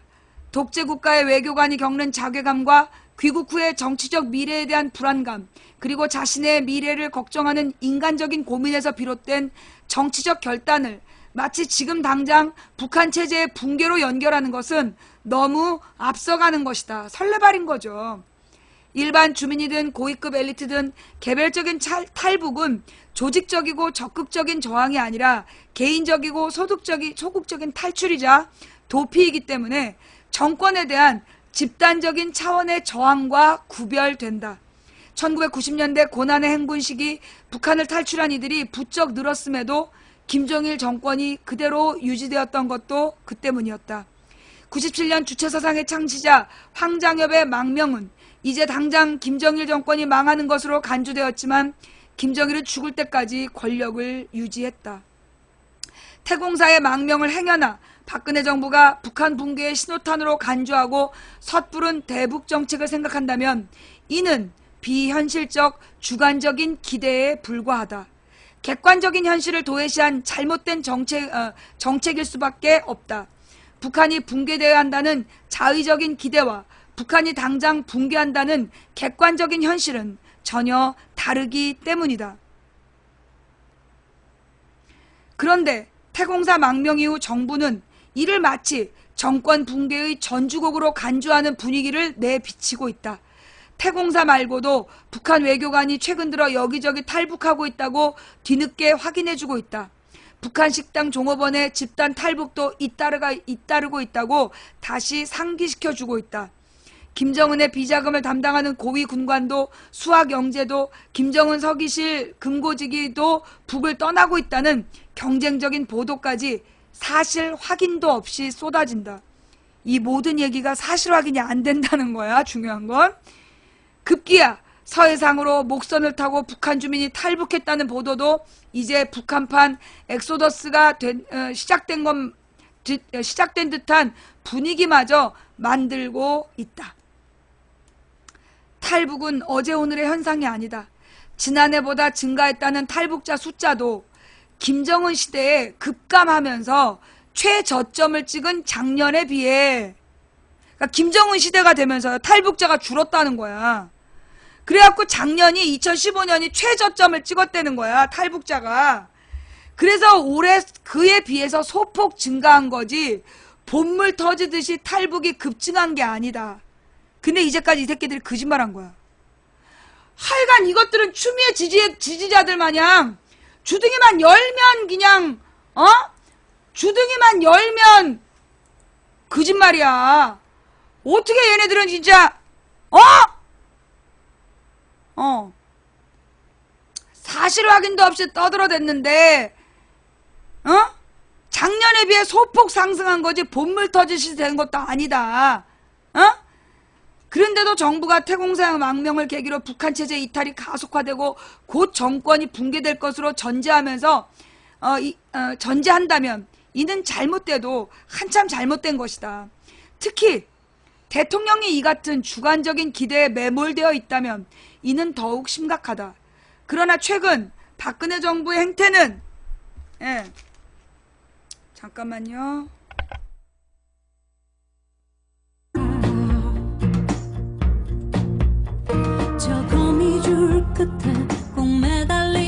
죄송합니다. 중간에 전화가 왔어요. 네.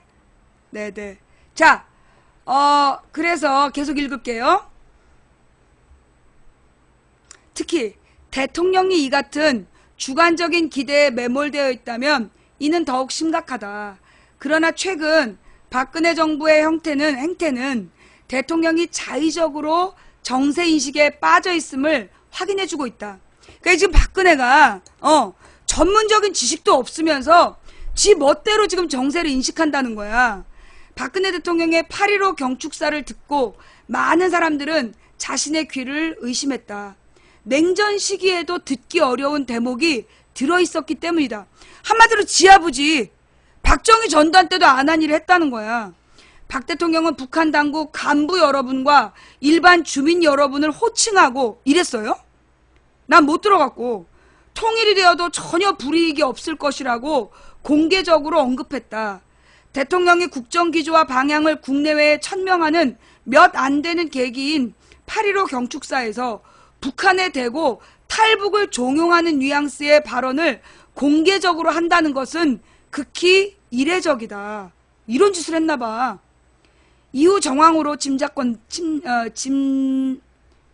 짐작컨대 태공사의 망명을 사전에 보고받고 드디어 북한 붕괴의 서곡이 시작되었다는 인식하에서 그 내용이 삽입된 것이라면 이는 더더욱 심각한 문제가 아닐 수 없다.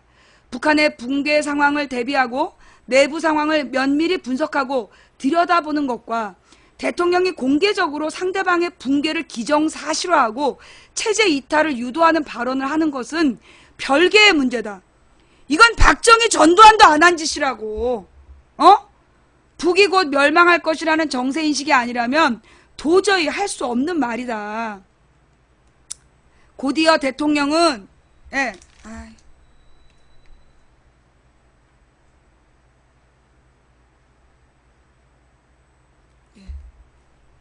곧이어 대통령은 을지 프리덤 가디언 훈련 기간에 가진 국가안전보장회의에서도 북한의 체제 동요 가능성을 공식 언급했다. 태공사 망명 이후 김정은 체제의 균열 조짐과 정권 붕괴를 이제 현실 가능한 것으로 받아들이는 모양새다. 그렇지 않아도 최악의 파탄 지경인 남북 관계에서 박근혜 대통령의 탈북 유도와 체제 동요 발언은 이제 정상적인 남북관계 복원은 불가능해졌음을 의미한다. 이미 남북 사이에서는 최소한의 안전장치마다 모두 사라지고 제거된 상태다. 다투고 갈등하더라도 최악의 상황을 막을 수 있던 안전판은 갖고 있어야 한다. 그러나 박근혜 정부는 3차 핵실험에서도 지켜냈던 개성공단마저 스스로 폐쇄했다. 금강산 관광 중단과 오이사 대북 교역 중단에 이어 남북의 마지막 끈을 제거한 것이다. 남북관계가 좋았던 시절 통일부 홈페이지 초기 화면에는 실시간으로 북한의 체류 인원과 차량이 숫자로 표시됐다. 남북이 서로 사람과 물자가 오가는 상황은 적어도 전쟁 방지의 안전판이 작동하는 것이었다. 이제 남북 사이에 함께 연결되고 결합되어 있는 끈은 단 하나도 없게 되었다. 사실 올해 경제 되게 심하잖아요. 올해 지금 나라 경제가 굉장히 침체되어 있잖아. 이게 뭐 때문이냐? 이게 개성공단마저 없어지면서 우리나라의 주문이 안 들어오는 거야. 주문량이 줄어드는 거야. 왜? 우리나라가 전쟁 위험에 노출이 됐다라고 판단해서 무역을 결정하는 사람들이, 무역 결정권자들이 한국을 제외하고 고민한다는 거야, 지금. 그래서 지금 나라 경제가 점점 더 나빠지는 거야. 서로 소통하고 만나고 함께하는 단 하나의 안전장치도 없는 상태에서 이젠 상대를 향해 도저히 입에 담기 어려운 막말들이 쏟아진다. 간부와 주민 여러분을 상대로 겁먹지 말라는 선무용 발언에서부터 북한 내부 균열과 체제 동요를 거론하며 만약에 있을 북한의 테러 가능성에 대비해야 한다는 내부 단속용 발언까지 서슴지 않고 이어진다. 이제 남북은 갈 때까지 가버렸다. 최소한의 안전판마저 사라진 상태에서 지구상의 치열한 군비 경쟁의 한복판으로 들어와 버렸다. 이보다 나쁠 수 없다는 최악의 상황을 갱신하고 있는 남북관계, 그 끝이 두렵고 위험하다. 그 와중에 지금 사드 문제가 있는 거야. 그리고 우리는 그로 인해서 지금 경제적인 압박이 심해지는 거고, 지금 읽은 기사는 프레시안 기사예요. 프레시안 기사이고, 기사 제목은 태용호 미스터리 제2의 황장엽인가? 라는 기사야. 프레시안 뉴스. 예. 어때요? 지금 박근혜는 정말 민생 파탄, 행전 안정 파탄, 외교 안보 파탄, 교육 문화 파탄, 백남기 농민 살인 미수. 그리고 아까 4시에 아마 통과됐을걸? 그 이철성이라는 음주운전 사고 냈던 그 애를 경찰청장으로 지금 통과시킨 거야. 오후 4시에 그냥 임명을 강행했어. 인사청문회에서 얘는 자격 없다. 그래서 청문회 보고서가 제출할 수 없다. 청문회 보고서를 보내줄 수 없다. 얘는 아예 자격 미달이다 그랬는데 박근혜가 그냥 통과시켜버렸어. 그러니까 지금 박근혜가 막 나가는 거야. 완전히 지금 뭐라 그러나 브레이크 고장난 자동차처럼 달리고 있어. 뭐 믿고? 추미애 믿고. 추미애가 당대표 되기를 지금 믿고 있기 때문에 그래서 지금 아무런 두려움 없이 달리고 있는 거야. 추미애가 대표된 다음에도 저러겠지. 그러면 그 죄를 누가 다 뒤집어 쓸까? 문재인이 뒤집어 쓰는 거야.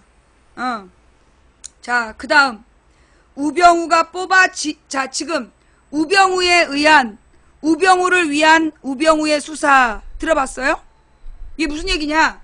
지금 이제 박근혜가 이제 우병우를 끼고 이제 지금까지 많은 사고를 쳤어. 그래갖고 지금 많은 이 땅의 인사 문제가 전부 우병우 작품이야. 근데 이제 이 박근혜 인사 참사가 끝도 없잖아. 만스 장종부터 해갖고 지금까지 난리도 아니야. 근데 그 우병우를 살리기 위해서 박근혜가 이석수를 고용한 거야. 그리고 이석수더러 우병우를 살려내라. 근데 이석수가 우병우 쟤 나쁜 놈인데요? 이런 거야. 그러더니 자기 여동생도 사기죄로 걸어버렸어. 박근혜가 열 받아 안 받아. 그래갖고 이제 이번에 또 다른 우병우의 친구. 그러니까 이제 우병우가 원래 이석수를 이제 박근혜한테 추천을 한 거야. 얘 어때요? 그러니까 박근혜가 오케이. 근데 지금 이석수가 박근혜하고 우병우를 확 물어버린 거야. 그게 이제 박근혜가 이번에 제3의 구원 투수를 데려온 거야. 그게 누구야? 윤갑근이라 그래갖고 이제 얘한테 이석수하고 우병우 둘 다 수사하라고. 특별 검찰. 그러니까 이거 아주 웃기는 거예요. 특검을 하자고 야당이 그러니까 또 이제 박근혜가 또 내가 수사할 거야 이러면서 특별 검찰을 또 지정을 했어. 특별 검찰팀을. 그래갖고 이제 그 특별검찰팀의 대표로 앉힌 게 윤갑근인데, 윤갑근이 누구냐? 우병우의 직이야. 그 왜 모든 그 뭐라 그래, 재판부가 썩어 돌아가는 게 사법연수원 동기체제 때문이잖아. 사법연수원 동기생들끼리 뇌물 주고받고 판결에 영향 미치고 그러는 거잖아. 윤갑근이가 우병우 사법연구원 동기래. 그게 일부러 그래서 그 박근혜가 윤갑근이를 이제 지명한 거야. 사법연수원 동기는 형제보다 강하다. 왜? 이권을 나눠먹는 사이이기 때문에. 거기에다가 지금 그 윤갑근이를 고등법원 판사로 올릴 때 인사청문회에 오케이 사인 해주게 우병우래. 그러니까 지금 우병우가 승진시킨 우병우의 친구를 우병우 수사하라고 배치한 거야. 얘 목적이 뭐겠어? 우병우 면죄부를 주기 위해서 만든 특별검찰팀인 거야. 박근혜의 우병우 구하기 2탄. 그런데 지금 이 특별검찰팀이 가동되고 있는데 계속해서 우병우의 비리가 터지고 있어. 과연 윤갑근이는 우병우에 의한 우병우의 수사에서 우병우를 판결할까요? 지금 한나라당 안에서도 우병우 이석수를 싸잡아서 비난하면서 얘네가 국기문란 같이 했다. 그러면서 이제 그게 타협 아니야. 지금 박근혜는 우병우 무죄, 이석수 유죄 이런 거야. 근데 이석수가 뭐라 그랬어? 이번 정권은 의혹만 가지고 사퇴하지 않는 거 아니냐? 이러면서 사퇴 안 하고 버티고 있는 거야. 그러니까 이제 우병우하고 이석수를 둘 다 요 윤갑근이가 수사해라. 그런데 이 친구를 이석수 친구가 아니라 우병우 친구한테 그걸 시킨 거야. 그럼 뭐겠어? 우병우 무죄 주고 이석수 유죄 줘라. 지금 이렇게 박근혜가 지시를 한 거야. 그러니까 이 특별검사팀을 뭐라 그래? 답정러. 답이 정해져 있다는 거야. 수사 결과에 답이. 박근혜가 우병우 무죄 주고 이석수 유죄 주라고 지금 이 수사팀을 꾸려놓은 거야. 자, 코미디도 이런 코미디가 없어. 그죠? 그런데 말입니다. 이 검사들이 말이에요. 노무현 대통령 때 평검사와의 대화 기억나세요? 그때 이 평검사들이 노무현 대통령 물어뜯을 때 어떻게 물어뜯었냐고. 똑같은 말 반복적으로 4번 5번 하면서 노무현한테 얼마나 당당했어. 그런데 지금 검찰이 박근혜에 뭐가 되고 있는 거야? 지금 개 취급을 받고 있는 거야. 지금 박근혜가 윤갑근을 그 자리에 앉힌 건 검찰 전체를 우리 강아지들 이렇게 하는 거야 지금. 박근혜의 강아지들로 임명한 사건이야. 지금 윤갑근이는 대한민국 검찰 전체의 자존심을 지금 지고 있는 거야. 이건 특별검찰로 갔기 때문에 특별감찰하고 또 달라. 내가 느낀 건 뭐냐? 지금 윤갑근이 우병우 친구니까 아마 특별검찰이 된 것 같아. 그런데 이게 이석수하고 또 다른 게 얘는 검찰을 대표하고 있는 거야. 근데 이제까지 검찰팀을 못 꾸린 이유가 뭐냐면 여기도 우병우 라인 저기도 우병우 라인이라서 검찰팀 꾸리기가 어려웠다고 주장하면서 결론적으로 우병우 친구한테 지휘봉을 준 거잖아. 이렇게 되면 어떻게 되냐면 지금 검찰 전체가 특히 40대 젊은 검사들 40대가 젊은가? 30, 40대 젊은 검사들이 지금 완전히 개쪽팔리게 생긴 거야. 여기서 우병우 무죄, 이석수 유죄를 주게 되면 이제 대한민국 검찰이 범죄자들 앞에서 개망신을 당하는 일밖에 없어. 과연 대한민국 검찰들은 박근혜에 충실한 개노릇을 할 거냐? 아니면 윤갑근한테 목숨 걸고 우병우를 자르게 할 거냐? 여기서 변수는 제가 지난번에 얘기했지만 이 새누리당을 구성하는 세력은 둘로 나누어진다. 하나는 박정희 전두환 때 그 군인 경찰 정보사 출신의 군인 경찰 정보원 출신의 그 검찰 출신 경찰 검찰 정보사 출신의 독재 체제에서의 권력자 출신들이 있고 그게 박근혜 오빠들이야. 그 다음에 또 하나는 김영삼 이후에 김영삼, 김대중, 노무현 때 급성장한 재벌 권력. 그 재벌 권력들이 미디어들을 차지하고 여론을 주도했단 말이야.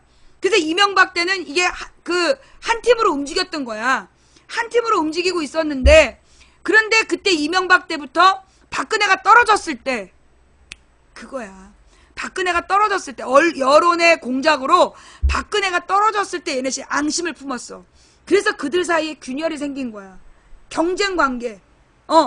적대적인 관계까지는 아니야. 재벌가의 형제 간의 재산 분쟁하는 거랑 비슷한 수준인데, 재산 분쟁이야, 지금. 그래갖고 이제 박근혜 전두환파. 그러면서 이제 박근혜가 자기가 이제 이 군부파의 캡틴이 되기 위해서 친 게 전두환이야. 군부파에서 그래도 그 세력을 유지한 게 전두환이었거든. 근데 그 전두환을 모욕을 줘가지고 캡틴은 나다. 이걸 확인을 시켰단 말이야.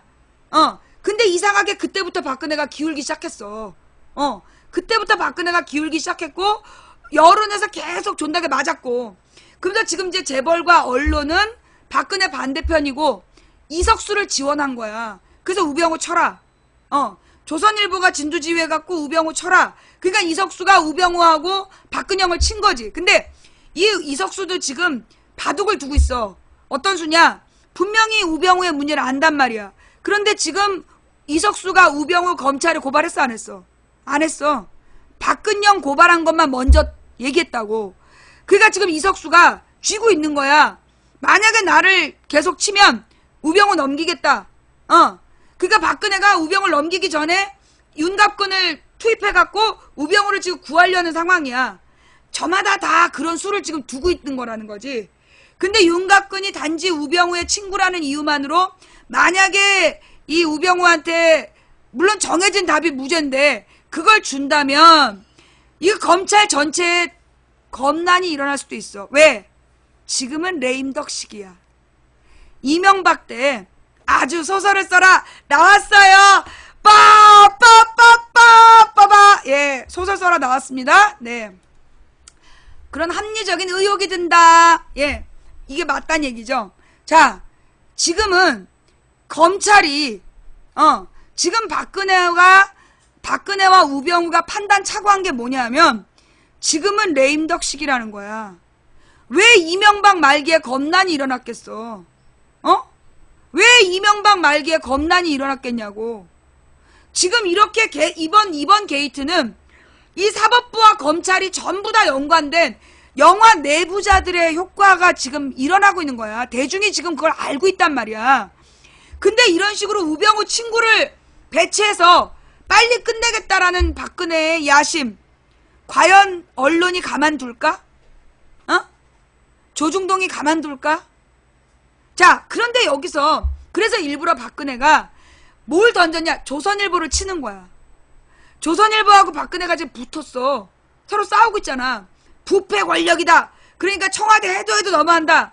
그래서 지금 조선일보 일부러 박근혜가 조선일보만 딱 찍어갖고 공격을 한 거야.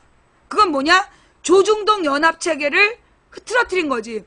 그러면서도 동아일보하고 중앙일보한테 진짜 빅엿을 매긴 거야.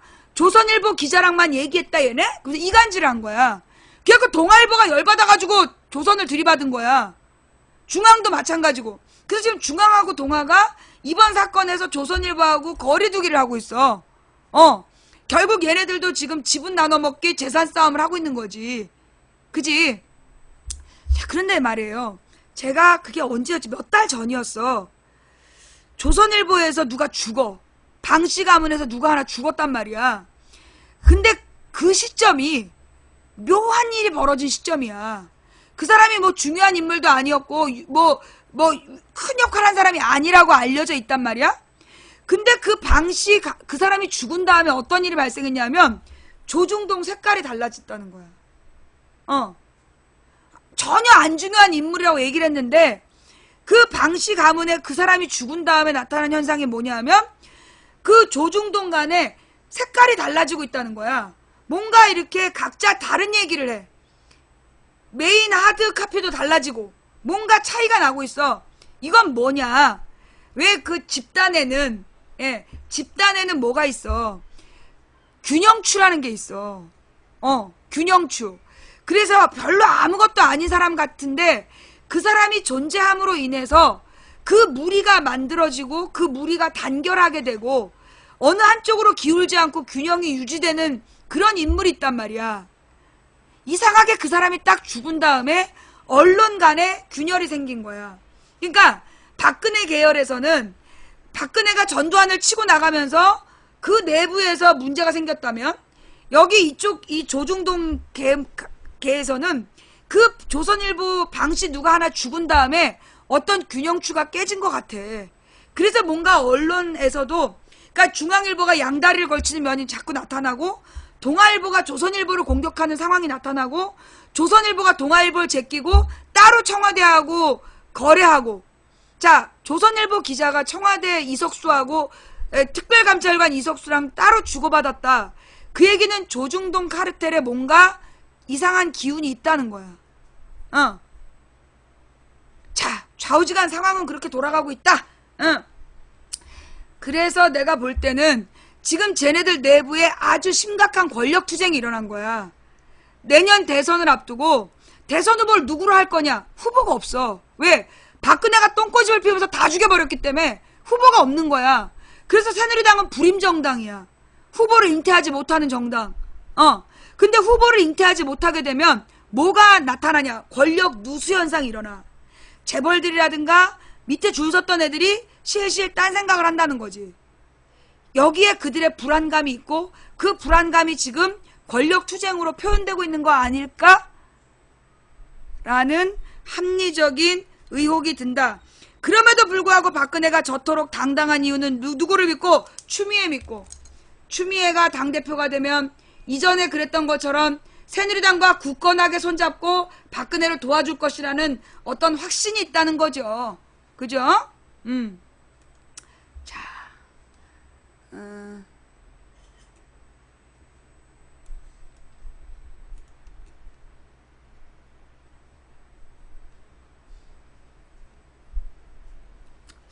내가 이걸 저기다 정리를 따로 안 해놨구나. 자, 이제 마지막으로 여러분과 같이 보고 싶은 기사는 뭐냐 하면,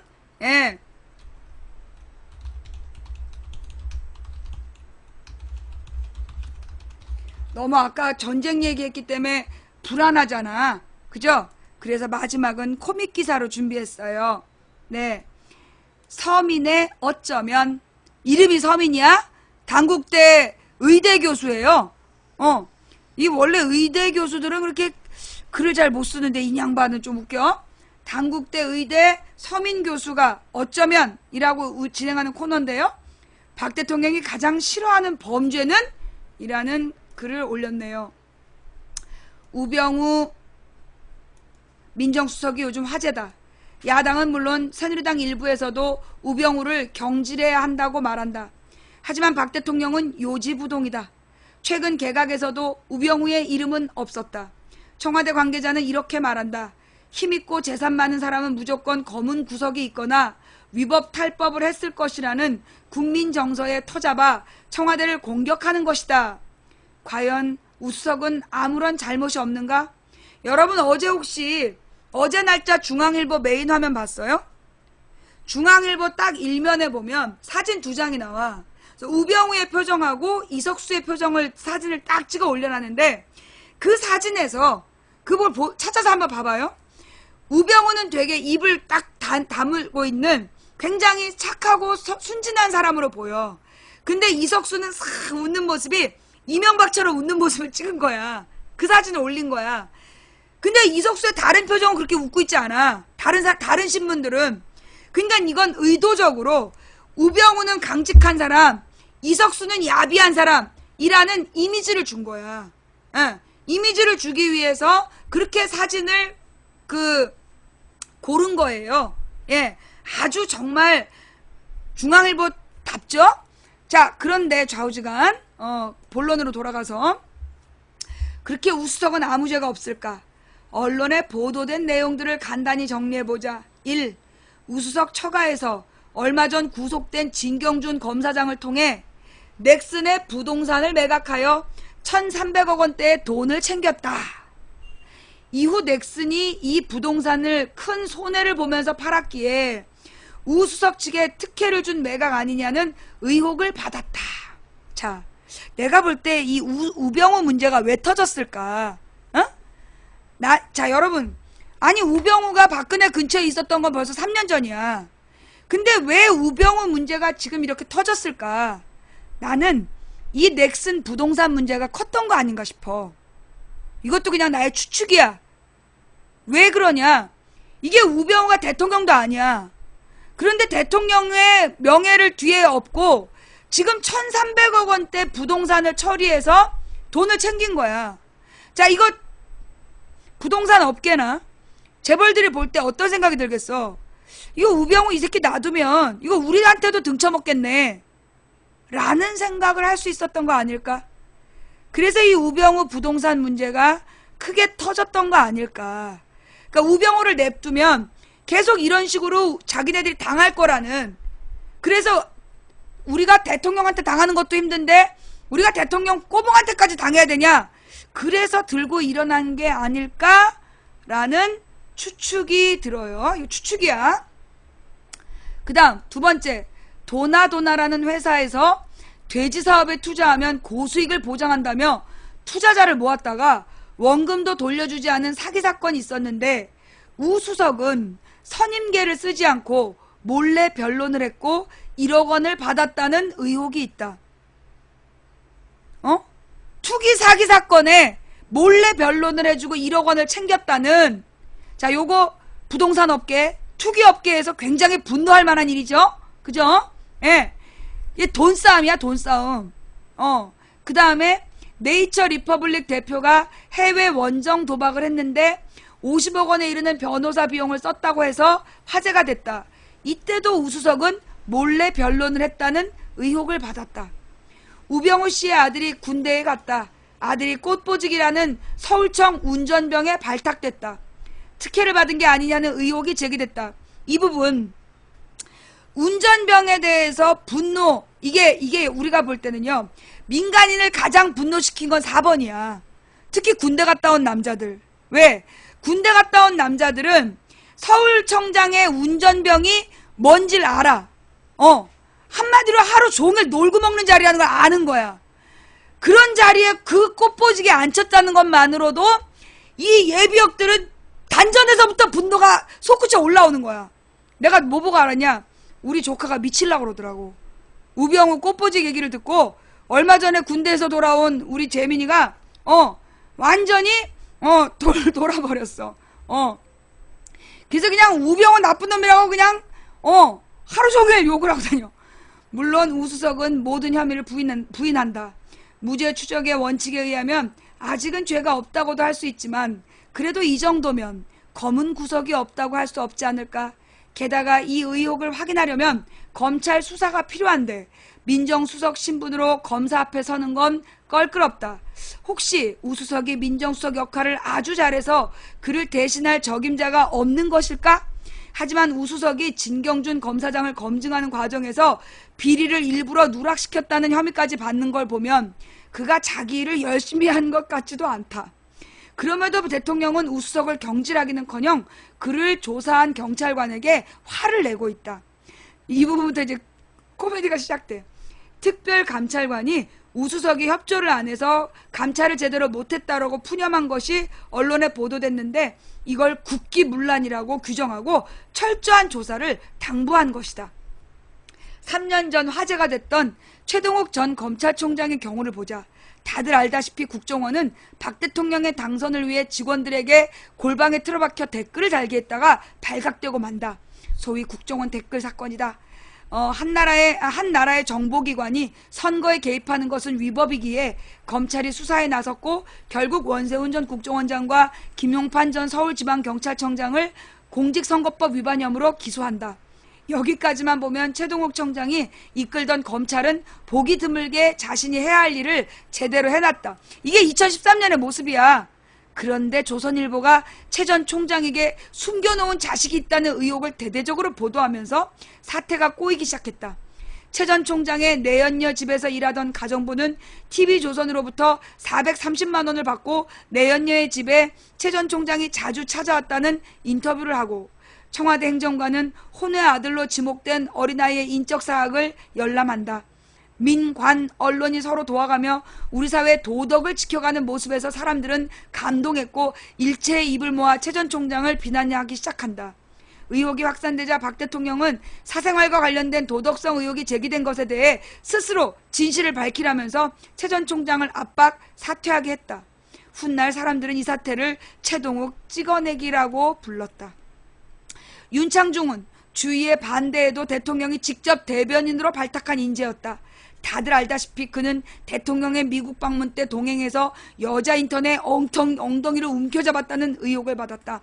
본인은 격려차 허리를 툭 친 것에 불과하다며 성추문 의혹을 부인했지만 대통령은 이례적으로 윤 대변인을 전격 경질한다.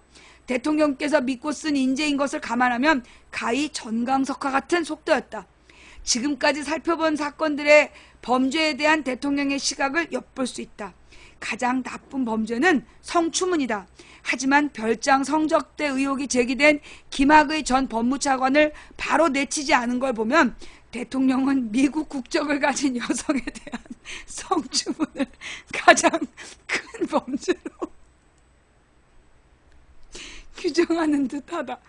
두 번째로 나쁜 범죄는 내연녀를 두고 자식까지 낳는 일로 이들은 반드시 경질해야 될 중대 사유다. 반면 자신의 지위를 이용해서 특혜를 누리는 것은 대통령이 볼 때 전혀 범죄가 아니다. 오히려 이런 사람을 욕하는 사람이야말로 대통령을 흔드는 범죄자다. 한술 더 떠서 이들의 비리 사실을 언론에 폭로하는 사람은 나라를 위태롭게 하는 악질적인 범죄자라는 게 대통령의 인식이다. 이제 공직자들이 어떻게 처신해야 할지 답이 나온다. 성범죄 일단 조심하자. 특히 미국 여성일 때는 더 조심하라. 자기 일은 대충 해도 된다. 그 대신 자신의 지위를 이용해 할 수 있는 한 이득을 취해라. 그러면 대통령의 사랑을 듬뿍 받으면서 남은 1년 반 동안 무탈하게 공직생활을 할 수 있다. 이게 박근혜 치하 헬조선의 공직자가 살아남는 법이다. 근데 이 양반이 기생충 전문이에요? 예. 자, 여러분. 좀 아까 내가 너무 무서운 얘기를 해서, 예, 마지막은 이렇게 좀 웃기는 코믹 버전으로 정리를 해봤어요. 어떻게 마음이 좀 편안해지셨나요? 하지만 제 방송을 보면서 다시 가슴이 벌떡벌떡 뛰겠지요? 지금 상황은 쉬운 상황은 아니에요. 아주 어려운 상황이죠. 예. 매우 어려운 상황이고, 이 어려운 상황에서 예, 대한민국을 지킬 수 있는 사람이 국민밖에 없어요. 예. 상식이 통하는 합리적인 민주사회에 대한민국 국민으로서 살아나가는 거 예, 정말 어려운 일이죠. 현재로서는 막연한 꿈이에요. 그러나 우리가 어떤 자세로 된다고 믿으면 되고 안 된다고 믿으면 안 된다. 그러니 된다고 믿자. 누군가 간절히 소망하면 온 우주가 그의 소망을 위해 움직인다고 했는데 한 사람이 그렇게 소망하는 게 아니라 한 사람이 소망하면 꿈일 뿐이지만 100인이 소망하고 만인이 소망을 하면 그게 현실이 된다는 말이 있고 또 중지동천이라고 무리가 모여서 뜻을 모으면 하늘을 움직일 수 있다는 말도 있다. 어차피 우리가 가는 길은 성공이 보장되고 승리가 확실한 쉬운 길, 갈만한 길이라서 가는 게 아니라 어렵고 힘들고 입에서 단내가 날 정도로 정말 이 길을 왜 선택했을까 후회가 될 만큼 힘든 길이지만 가야만 해서 가는 길이다. 인간의 가치는 그가 품고 있는 희망의 질량에 비례한다. 누군가 포기해서 오늘 우리의 절망이 싹 텄다면 오늘 우리가 포기하지 않으면 미래가 바뀐다라는 그 믿음을 가지고 된다고 믿든 안 된다고 믿든 우리의 길을 갑시다. 믿으면서 갑시다. 된다고 믿으면서 3년 안에 국정원을 해체할 수 있고 사드 배치 막아낼 수 있다라는 확신을 가지고 그리고 우리가 새로운 세상을 대한민국의 민주주의를 발전해 갈 수 있다라는 믿음을 가지고 추미애가 혹시 당대표가 돼서 박근혜랑 손잡고 지랄 연병을 하면 박살내버릴 수 있다는 믿음을 가지고 이 길을 갑시다. 여러분들이 모두 저를 버리신다고 해도 저는 혼자서라도 이 길을 가려고 합니다. 오늘 처음부터 끝까지 시청해주신 여러분 진심으로 감사드립니다. 여러분 저 때문에 괜히 추미애 비판해서 여기저기 악플러들한테 시달리셨죠? 전대 끝나면 그 사람들 싹 사라질 거예요. 그때 여러분 같은 사람들이 나와서 걱정을 하겠죠. 자, 오늘 또 이 업 눌러주신, 망치 업을 해주신 4,458분께 진심으로 감사를 드립니다. 그리고 후원해주신 한 분 한 분 진심으로 감사드립니다. 일일이 이름 불러드리지 못해서 죄송했고요. 후원 못한다고 미안해 하시는 분들 때문에 제가 못 불러드린 거니까 양해 부탁드립니다. 이름 안 불러줘서 후원하기 싫으시면 안 하셔도 돼요. 그럼에도 불구하고 후원해주신 분들 덕분에 오늘도 망치 부인은 소송비를 마련해 가고 있습니다. 또 후원 못했다고 미안해하지 마세요. 망치 부인에게 가장 큰 후원은 생방송 처음부터 끝까지 함께 해주시는 겁니다. 오늘도 후원해주신 모든 분들께 감사드리면서 각방에서 고생하신 매니저님들 수고하셨고요. 아, 그리고 참사장님한테 연락이 왔어요. 참사장님한테 연락이 왔는데 지인한테 상이 났대요. 초상이 났대. 그래서 오늘 장지까지 갑니다. 아무 일 없습니다. 걱정 끼쳐서 죄송합니다. 그러면서 장지 갔다가 집에 가고 있습니다. 아는 분 초상이 나서 그분 장례 치르고 지금 집에 가고 있답니다.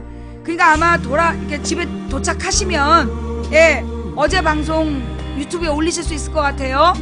초상집에서 밤을 새우셔서 조금 늦더라도 여러분들 망치부인 방송 재방송으로 보면서 기다려주세요. 방송 다시 보기로 보시면 됩니다. 망치부인 방송국에서 방송 다시 보기 하면 되니까 참사장님을 너무 괴롭히지 말아주시고요. 참사장님께 아무 일도 없어서 정말 다행이에요. 그죠? 망치부인을 돕는 분들 하나님께서 돌보실 거예요. 이분들 저한테 아무것도 받는 거 없이 그냥 정말 순수한 자원봉사로 몇 년째 고생하시는 거거든요. 여러분 이분들을 위해서 박수해주세요. 박수 좀 쳐주세요. 감사하다고. 우리 매니저님들을 위해서도 박수 좀 쳐주시고요. 망치부인을 위해서 정말 온갖 욕먹으면서 고생들이 많으신 분들입니다. 늘 위로해주시고 격려해주시기를 부탁드리고 저 때문에 우리 시청자들 매니저들 욕먹게 해서 정말 죄송합니다. 그래도요 저는 이 길을 가야겠습니다. 하나님께서 이 길을 저에게 사명으로 주셨기 때문에 가라면 가고 서라면 서고 죽으면 죽으리라는 각오로 저는 이 길을 갑니다. 저와 함께 묵묵히 동행해 주시는 모든 분께 진심으로 감사를 드리면서 오늘 방송 여기까지 할게요. 다음 방송은 내일 낮 2시에 망치부인 돌아오겠습니다. 감사합니다. 망치부인이었습니다.